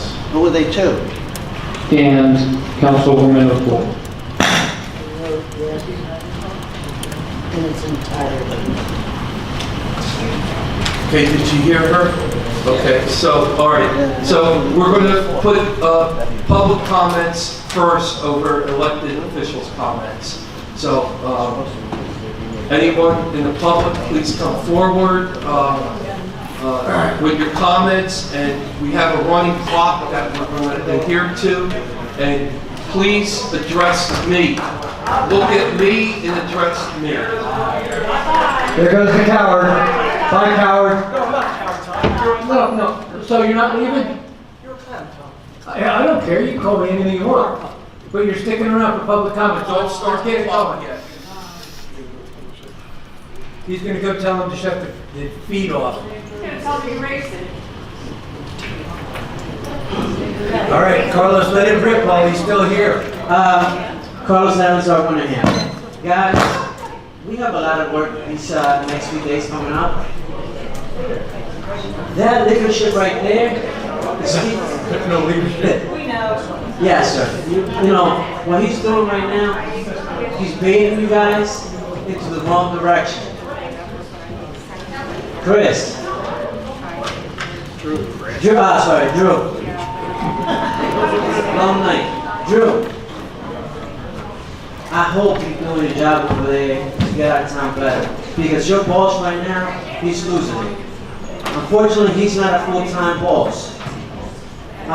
You don't want to recognize it, but it's you because Selena is no longer here. So step up, brother. Guys, with this stuff that is about the affordable home, that is a very serious situation that we're in. I hate to admit it, but we are in a lose-lose situation. And you guys got to get to work on it. Because maybe we can find a solution in these couple of days. But the only way we're going to find a solution is 1, 2, 3, 4, 5, and unfortunately the 6 and 7 are not here, sit down and talk about this. Because with him, Carlos, I know we're not invited to these conversations. So what can we do to rectify it? I'm listening. If we're not invited and we're presented at the last minute, the last day, and do it, what are we supposed to do? so you guys got to take it up the ladder and take the training and tell them that this guy is putting our town down. We tried that. Let's put the pressure, and in return, you gotta advise our mayor of when he's doing wrong, when he's name calling people, because that is a lawsuit against our town. For name calling, you heard my name mentioned twice so far. So those name calling are open our town for lawsuit because I'm a special ed guy. I feel that I'm being disrespected every time. I feel like I'm being baited every time that I come to this meeting to lose my head so he can have his shenanigan. Because the only way he keep winning is by And you making us fall go for it crazy. every time. So we need to start working together. The Jewish community is not backing them up. The Republicans, none of them are backing them up. So guess what? We are not Republican, we are not Democrat, we are humans. It's time we unite a town and let's start working together. I understand he's headed. I get that. But you guys got a lot of power that you guys could create his headache into a bigger headache. So guys, put the pressure on his man. Okay. Thank you. Yes, sir. Just state your first name and your last name again for the record. Joe Vigna, V-I-G-N-A, 2911 Rock Hill Lane. Thank you. Guys, I'll be honest with you, I have no words. What I witnessed tonight, I can't describe without getting into language I shouldn't use. Okay? I don't know who's got a stake in what game, okay? But as I watched what went on tonight, and I don't see them there. But from a 50,000 point view, it was an absolute disgrace. You people are here to represent us and do the best you can for us. And I'm not saying that you're not trying to do that, but the way you go about doing it has me scratching my head. The mayor yells and screams. You, sir, yell and scream. And what happens is, we've got other people up here that are going about their business, okay, in a somewhat of a professional manner, okay? And up until 10 minutes ago, I was looking at this thing and saying, okay, I don't know if they're doing their best. I don't know whose interest they've got at heart. But there's two people up here that are just tearing this thing down. Well, you know what? You added a third. When a member of the council in a public meeting with a mixed audience starts dropping the F-bomb to everybody, as far as I'm concerned, the rest of you have been dragged into the sewer by those three people. Do what's best for us. And if you would stop the yelling and screaming, maybe you wouldn't get all these people yelling and screaming, or some woman walking up to the microphone and telling him to go F off. So it starts with the head. It's an old Italian spread, you cut off the head. Okay? So I ask you guys, I implore you guys, no matter how much one person or another person starts to drag you all in the gutter, dig your feet in, okay? Find a way professionally to get the meetings back under the control and do what's right for the people. Because I'm only one guy, I don't know any of you, okay? But from what I saw tonight, it was an absolute disgrace. Thank you.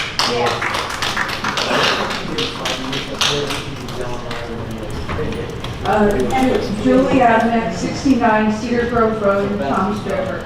I'm going to change the subject altogether and talk about Charles Drive in Toms River, which had gotten a grant for road improvements because it's in deplorable shape.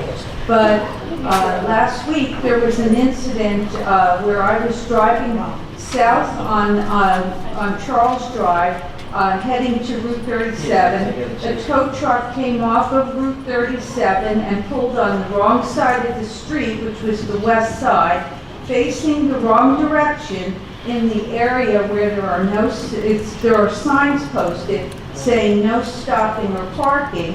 Prior to the business on the opposite side of the road that does vehicular work and parked there.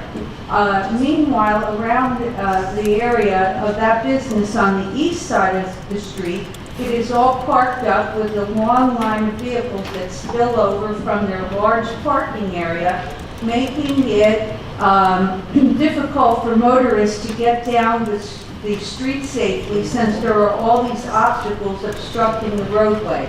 This is a very busy street with probably 1,000 cars a day, with people using it as a shortcut. These issues need to be addressed. It seems to me that there should be police intervention, including a dialogue with the business owners, with that does the vehicular repair, and local tow truck companies to put a stop to this. Thank you for your attention remedying these dangerous road conditions. This was sent to the township engineer, the council president, Mr. Bianchini, the councilman, and the acting business administrator. I'm bringing it up in public forum because we have police we had the police chief here. Hopefully he's still here. Because the police department needs to intervene. We should not be having tow trucks on that street, parking in facing the wrong direction on the wrong side of the road. And a neighbor of mine told me yesterday that almost every other day when they travel on the road that they're seeing these tow trucks on this street. And they also said that coming out of the bank that people are not stopping at the stop sign, and I've seen the same thing. So this needs to, it's not only the roads are deplorable, and there's all these potholes right now on this road that need to be tended to, but we also have this obstacle course with tow trucks and all this other nonsense going on. The other thing I want to call to your attention is the police department in Piscataway. There was a story on News 12 recently about their police campaign for safe roads, and I would just encourage the council to do a little research on the Piscataway Police Department and how they are, the strategies that they're implementing. Because we have the mayor who took over the police department and is destroying the police department.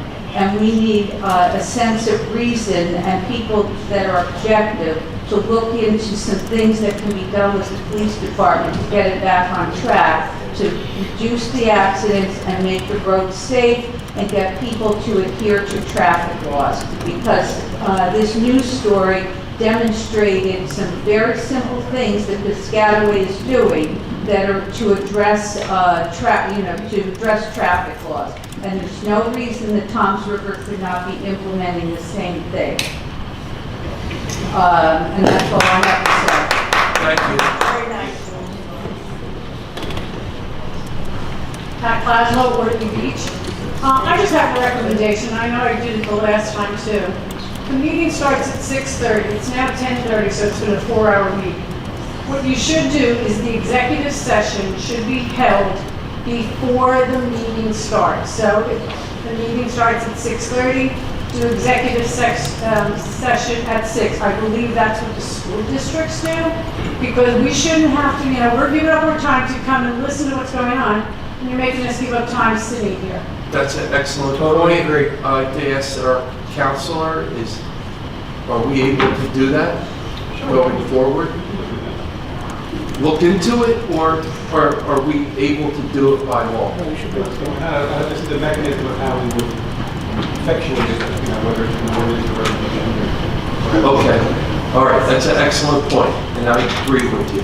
Another thing is, should council and the mayor and the business administrator be on their phones during the meeting? I thought there was, somebody told me that there was something, an ordinance or something, that you're not supposed to be on any devices. Yeah, we put that in, but it's ignored. O'Toole was on the phone the entire meeting. Excuse me? O'Toole was on the phone the entire meeting, texting people and it was ringing. So it's the business administrator. They text each other. Sweet nothings. I don't use my phone. I don't. But it's a point well taken. And the other thing is, I don't understand, we've been talking about affordable housing for God knows how long. Why all of a sudden, 2 weeks before the 15th of March, has it come up saying we got a problem? And he's saying that it's you guys that are going to cause the problems in Toms River. You're going to raise taxes. Well, he saved $11 million in taxes. Where are they? I didn't get a refund. Don't you think these meetings are bad? Wait until the budget. I'm giving you guys a warning. Wait until the budget. Okay? But that should have been done ahead of time. Or could There's we no, have... everything is the last ditch thing. Oh, we got to change the rules and the bylaws of the council. We got to take the council power away and give it to the mayor and the business administrator. You remember that in November? Well, in December, you had Justin Lamb turn against him because he was trying to push things through at the end of the year. And what It didn't about work. the insurance to get out of that? The joint insurance fund to go with Fairview up where he works, the Democratic Party that donated $18,000 about to his campaign. There's no conflict of interest in that. The other thing, I'm getting tired of hearing out the Mo Hill gang here. Well, where's dance people? I don't see dance people here. Yeah, there is no Mo Hill gang. And Oh, there she most of is. the people he's putting are Democrats. Wait, there she is. Oh, she has her hand up. She's dancing. Okay, all right, what else? That was it. Thank you. All right, thank you for coming over, Ortley Beach, and, I just want to tell you one more thing, come forward. So, you know the previous administration, got, like a big grant, like $1 million, don't hold Please me do to. not put his name on the boardwalks. Yeah, well, listen, so our township engineer is working on this, and I was, guys, I want to say, last Wednesday, I really thought, well, I'm going to save that for public comment, but this beautiful project is getting delayed again, so, and I'll mention it Why is it getting delayed? Because they just changed people that are going to do Yeah, because things aren't getting done in time. I can explain further. Oh, okay, we will under council comments, all right? And believe it or not, these guys, they want to do the right thing here. And I'll just say briefly, last agenda meeting was really, really good. It was professional and it was civil, couple little jokes and whatever, but with the township engineer and the chief financial officer, we got a lot of things on until you know who calls in on the phone and controls everything, and then it all blows up. So that's my comment. Well, the Thank other you. thing too is, when we were going to, we wanted the town to buy the surf club, Dan voted against it. Yeah, It was too of course. expensive. Oh, it's Yeah. too expensive. Yeah. But when he wants to buy the boat works, from what I heard, he overpaid for the boat works. No, we don't even have that yet. It's not. Well, if they're doing it, aren't they gonna be overpaying? Yeah, but I don't think, you know, so I'm glad you brought this up. Say you and I have a contract to buy your house in Portland Beach, and we agree on the price. And then something happens, I back out of the deal, and I was gonna buy your house, and then I'm gonna eminent domain it and take it away for free. That's what they're doing over here. I know, but. Eminent domain is not free, it's Okay, market listen, value. okay, please. You were Say, lying. council chair. Okay, but ask permission first, don't interrupt. Not for me, not for me, for all the council presidents that sat down here in the past, okay? I spoke with Mr. Merlino after he had left here, and I was asking him about when lawyers can interject. And he said they're supposed to be quiet until they're asked a question. But I see you, and I saw Mr. Pasquarello, you just open up your mouth and start butting in. So I wish you'd follow the rules that they're supposed to. I have to, you know, I'm fighting for the town, I'm fighting for the truth. But- From what I saw today, you were fighting But them, sir, and you're supposed to be. you will always have the opportunity if you ask for it. Okay, all right, thank you. Thank you for coming over the bridge. No problem doing it for Thank 10 you. years, over 10 years. Yes, just remember, we're on the clock, 5-minute clock. Okay. Again, Paul Williams, Broad Street, Concord. Through the council president, I have a question for the attorney. That's okay? Please, go ahead. Mr. Penny, and if you can, make it a yes or no. Is the council president empowered to sign criminal charges against anybody who obstructs these meetings? I don't know. Yeah. I believe that he does. And so I want to... That seems extreme to me. My guess would be no. Thank you. But I don't agree with you. Because this is the council meeting. We have a council president. And I believe that the council president is empowered to do so. But there's a point to that. And as quickly as possible, I'm going to read this letter. This is a letter with regard to concerns, this is a letter that I drafted a couple of weeks ago. And it was with regard to concerns for the mayor's conduct at council meetings and adherence to the Open Public Meetings Act. I'm a lifelong resident of Toms River and a regular attendee of the Township Council meetings. I am writing to express my long-standing concern regarding the conduct of Mayor Daniel T. Roderick during these meetings. As a member of the public who attends to observe the business of our local government, I have witnessed what we are all too familiar with, a persistent pattern of petulant behavior by Roderick, and that often disrupts the orderly function of the council meeting, impedes the council's ability to perform its duties, and undermines the rights of the public under the New Jersey Open Public Meetings Act. At multiple meetings, the mayor has repeatedly interrupted the proceedings by making comments, statements, and speeches without first being recognized by the council president. These interruptions are frequent and often directed at criticizing council members or, at regular times, members of the public who are exercising their right to speak.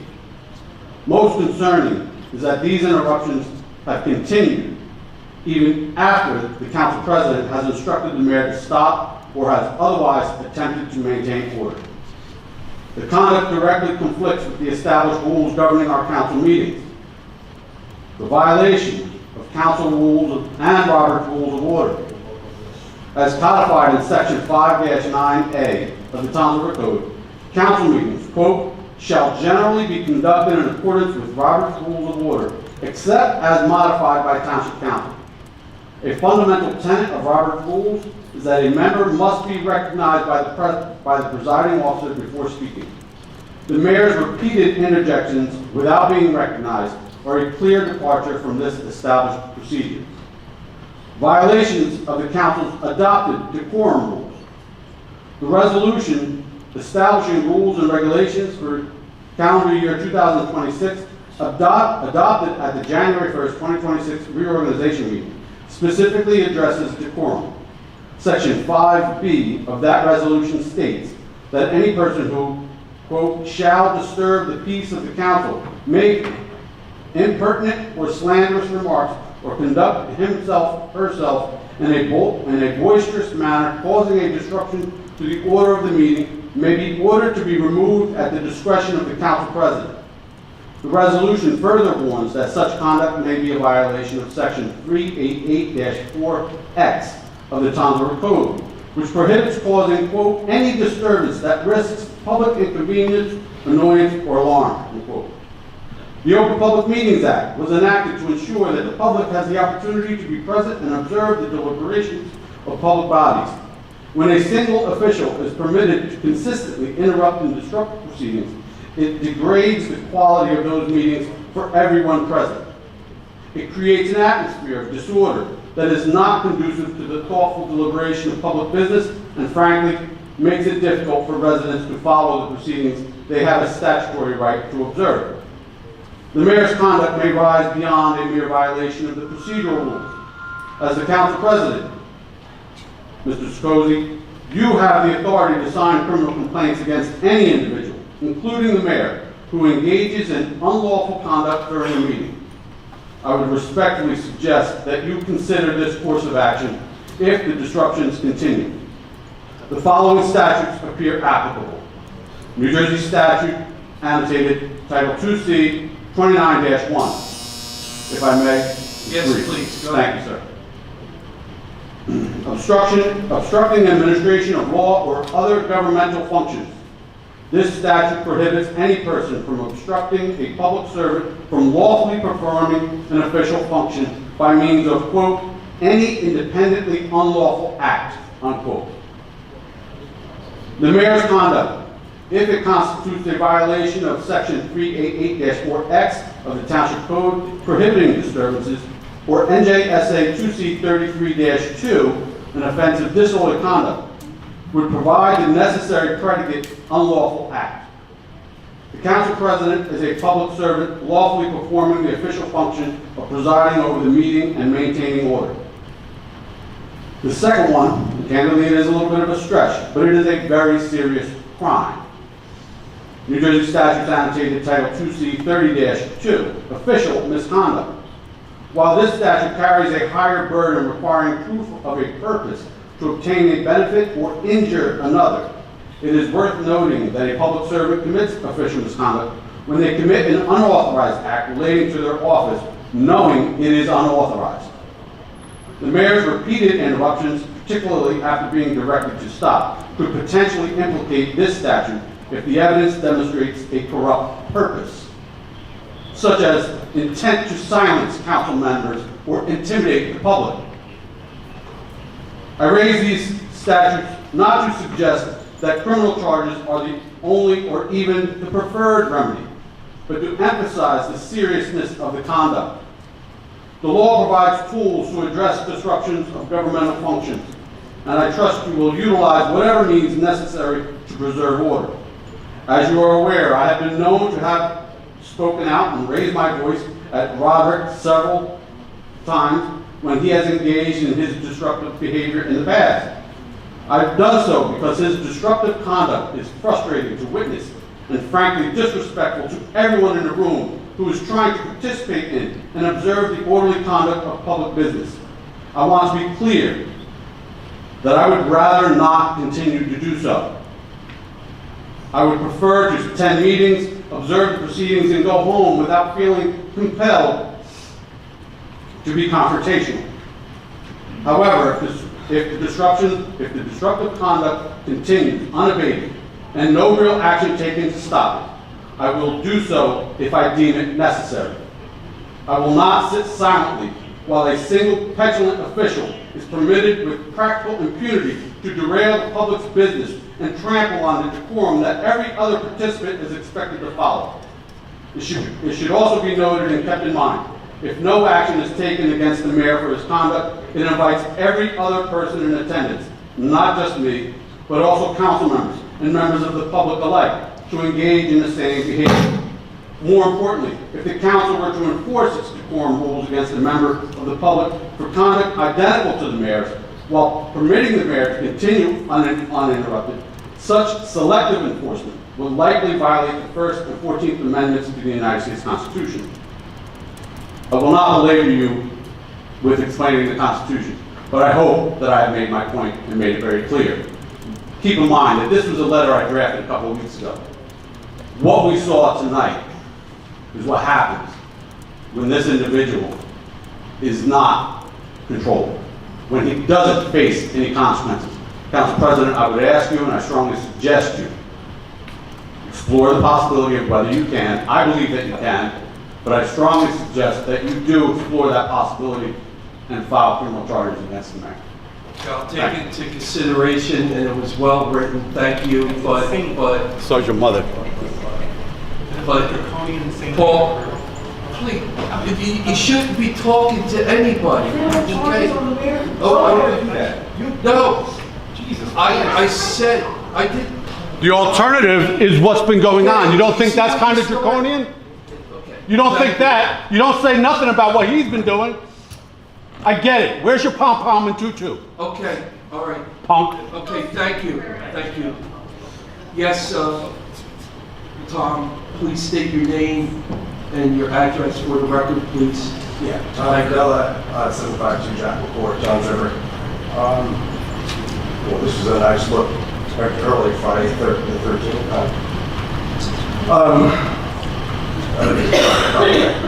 Guess you all know the date. Interesting too that we have a deadline on a Sunday for a governmental decision. I just want to bring this to just the council's attention. I don't think you should ever negotiate from a point of weakness. I think it was said in June the negotiations were started for this affordable housing, or so we carried through December. In October, New Jersey Senate bill was introduced and ultimately failed in the committee, but it was S-4736, otherwise known as Yes in God's Backyard. That would allow the state to come in and provide funding for affordable housing on religious property, religious land. And it would create very strict limitations on how the town can actually refuse that. So, now, that failed the committee in October, but it's since been reintroduced. It's New Jersey S-1836 is currently still in committee. I understand that, but I hope that this is something that if you guys are continuing this negotiation, that you'll discuss and say, if there is a deal made, that we're not just going to get the middle finger from the state. The governor is in favor of this. We have a supermajority of Democrats in the state legislature. They're in favor of this. It was proposed by them. So just look it up and keep that, keep that for what it's worth. New Jersey S-1836. All right. Okay, thank you. Thank you for writing it down. Thank you. Dennis Galante, 49 Third Court. This meeting being taped tonight in its entirety? I hope so. You cut the feed a while ago. Plug get pulled already? Yeah. Okay, was it on earlier or just? Yes. Who decided to pull the plug? Okay. The mayor. All right. What do they say about? I'm only the council president. Okay. Only. Only. What do they say about doing the same thing, like over and over and over again? With the same result? What do they say about that? I mean, is any of this irrelevant? Is it, what I'm seeing is so many different things. The mayor went after, I don't understand, bringing forward a resolution about letting the bid do the presentation of their budget. And I don't know whatever he was talking about had anything to do with the presentation. My other thing is the fact that you table ordinances of first reading. I've never, ever, in all the years coming here, I've never seen that done. All you're doing is introducing the ordinance by title and a description so we can go forward in 30 more days. So why was that tabled? I've never seen that done. Is there any legal, anything about that? The council's permitted to table it, they're allowed to do whatever. The ordinance of first reading? Like I said, I've never heard it done in 25 years. Okay. Honestly, I was up to here with, I didn't want to hear any more screaming. It was too much. So I'm putting it down in another 2 weeks, and then we're gonna start all over again with the screaming and the yelling and all that. I just wanted to get out of here before midnight. And that's the only reason. These meetings should only take less than an hour, and there's only one person here that makes it go on. Who's responsible to enforce the decorum, the bylaws, Robert's rules, everything involved, especially Open Public Meetings Act? And thank you, Mr. Williams, that I didn't have to go and say what he said, because I agree with almost 99% of it. I'm in charge, and I apologize to everybody. But you're breaking the law. The Open Public Meetings Act is a law. So who do I go to? Where do I go to? The prosecutor doesn't want to get involved. I'm not going to put our police department in a position like this. And quite frankly, he has 3 enablers now. He used to have 4, but they permit this conduct, and they're part of it. The very first day of January 1st, they all get up and they walk out. Does everybody remember that? But enforcement, if you don't enforce any of this, it doesn't matter. It's not the way democracy works. I'm sorry, Mr. Hensel, but you need to know the executive session resolution to be read into the record with all the criteria that doesn't conflict against the purpose of the executive session. When what you did tonight, allowing this to go through and the votes, when it violated the law of the 200-foot notice and it wasn't done properly, who's responsible for that? The mayor put the executive session on. I did not put the executive session on the agenda. It was already there, okay? And I'm supposed to be in charge of what is on the agenda, all right? And I'm not ashamed to admit that I don't know all the laws. This is all new to me, and I do the best I can. I'm honest up here, but except for these 3 gentlemen, I have no support. And in the past, the mayor always made the agenda, not the council presidents, the 2 previous council presidents before me. He always made the agenda. It was ready for him. And now it's different. I'm there every other Wednesday. I want to get things done for the town. I want to get business done. I want to work with our professionals. I want to leave the town in better shape. That's why I got elected, and that's what I'm going to do. But quite frankly, I'm inept on some things, and I'm not ashamed to admit it. These issues are I bring this stuff forward, and I look at it, I study it, I read the law, I do that, and you bring the things forward. We're dealing with a different character. The previous mayor was here this evening, a perfect gentleman. He used to sit down there, and he never said a word until it was his turn, until the end of the meeting, and if he had to say something, he would address the council president to speak. That man used to set the tone. And there's only one man in this auditorium from a council person that caused chaos. There's only one denominator here. There's only one person that makes this place crazy. So I'm not going to get up and scream and fight and take his bait. I'm just not that kind of person. I love this town too much, and and we're better than that. I want to be respectful, and we're the laughing stock of the state of New Jersey. Anywhere I go, they're like, oh my God, how do you do it? How do you put up? Look at these council people that he has. He doesn't have the best and the brightest. I mean, and I'm certainly not the best and the brightest. You know, I admit that. And these people think they got elected because the people put them there. Far from it. Far from it. And tonight, I know Mr. Councilman Aber didn't know who was back in the right-hand corner back there, but His biggest donor. yeah, the biggest donor, and that's the one who put him in power in the primary. And the mayor knew it. He called it out in May, not even 2 weeks before the primary. He predicted with almost 100% accuracy because he knew he had the votes. He knew it, and everyone in this room has to understand going forward that the primary is the main event, not the election. So I'm doing the best I can, Mr. Blondin.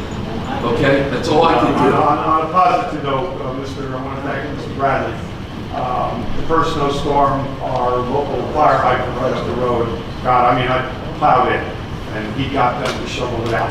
Okay. I appreciate that. I was going to go do it myself, but it was all laced up by then, I couldn't do it. Okay. And then the last snowstorm, the front end loader took out the manhole cover and the collar and everything on our street. And that was quite the hole, and it was very, very dangerous. And that got fixed 3 times and permanently by the county yesterday, so. Okay, thank you for coming Keep tonight. coming back with this stuff. All right, thank you. You gotta do something. You were here for 3.5 hours. Okay, I need a motion to close, unless there's anybody else. I need a motion. You have something to say, sir? I'll make a motion to close. Okay.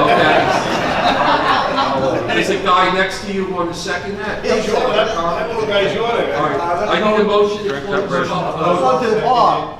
Okay. All in favor? Okay, can you just tell me who first and second that you're talking? I first, Mr. Ridley, you were second. Okay. So was it Mr. Nivison and Mr. Vincini, first and second? All right, all in favor, close public comment? Aye. Any opposed? Hearing none. Okay, now we're going to move on to officials' comments. Official comments. Would you like to start? Just everybody get home safely tonight. There you go, all right. Okay, we're going to start with Councilman Bradley. Everybody just get home safely tonight. Thank you. Okay, I'm almost ready for bedtime. I hate to tell you guys, but everybody be safe, and I'll see you in 2 weeks. It's obvious to everybody Roderick doesn't care about this town. He cares about making us look bad for his next election. He got us into this mess with the affordable housing, and he was just looking for a scapegoat. So no matter how he voted, if this thing went south, it's going to be our fault. We'll wait till we get the text message tomorrow. Already got it? No, It's already out, it's already out. It's already out? Yeah, Solanas. What did I do? You did nothing. With me, you got blamed for everything. Anything else? I'm not getting text messages. What's that? We're not part of that That's club. it. Thanks for coming. Don't worry about it, you're not missing much. All right. Listen, I got to talk. I want to thank everybody for staying this late and continue to come to these meetings. We need your help. Talk to everyone that you can, what's going on in this town, and God bless Tom's River, okay? Thank you. We need a motion to adjourn, everybody. Okay, who would like to motion it? Who's second? I'll second. Okay, very good, thank you. All in favor? Aye. Any opposed? Hearing none, thank you.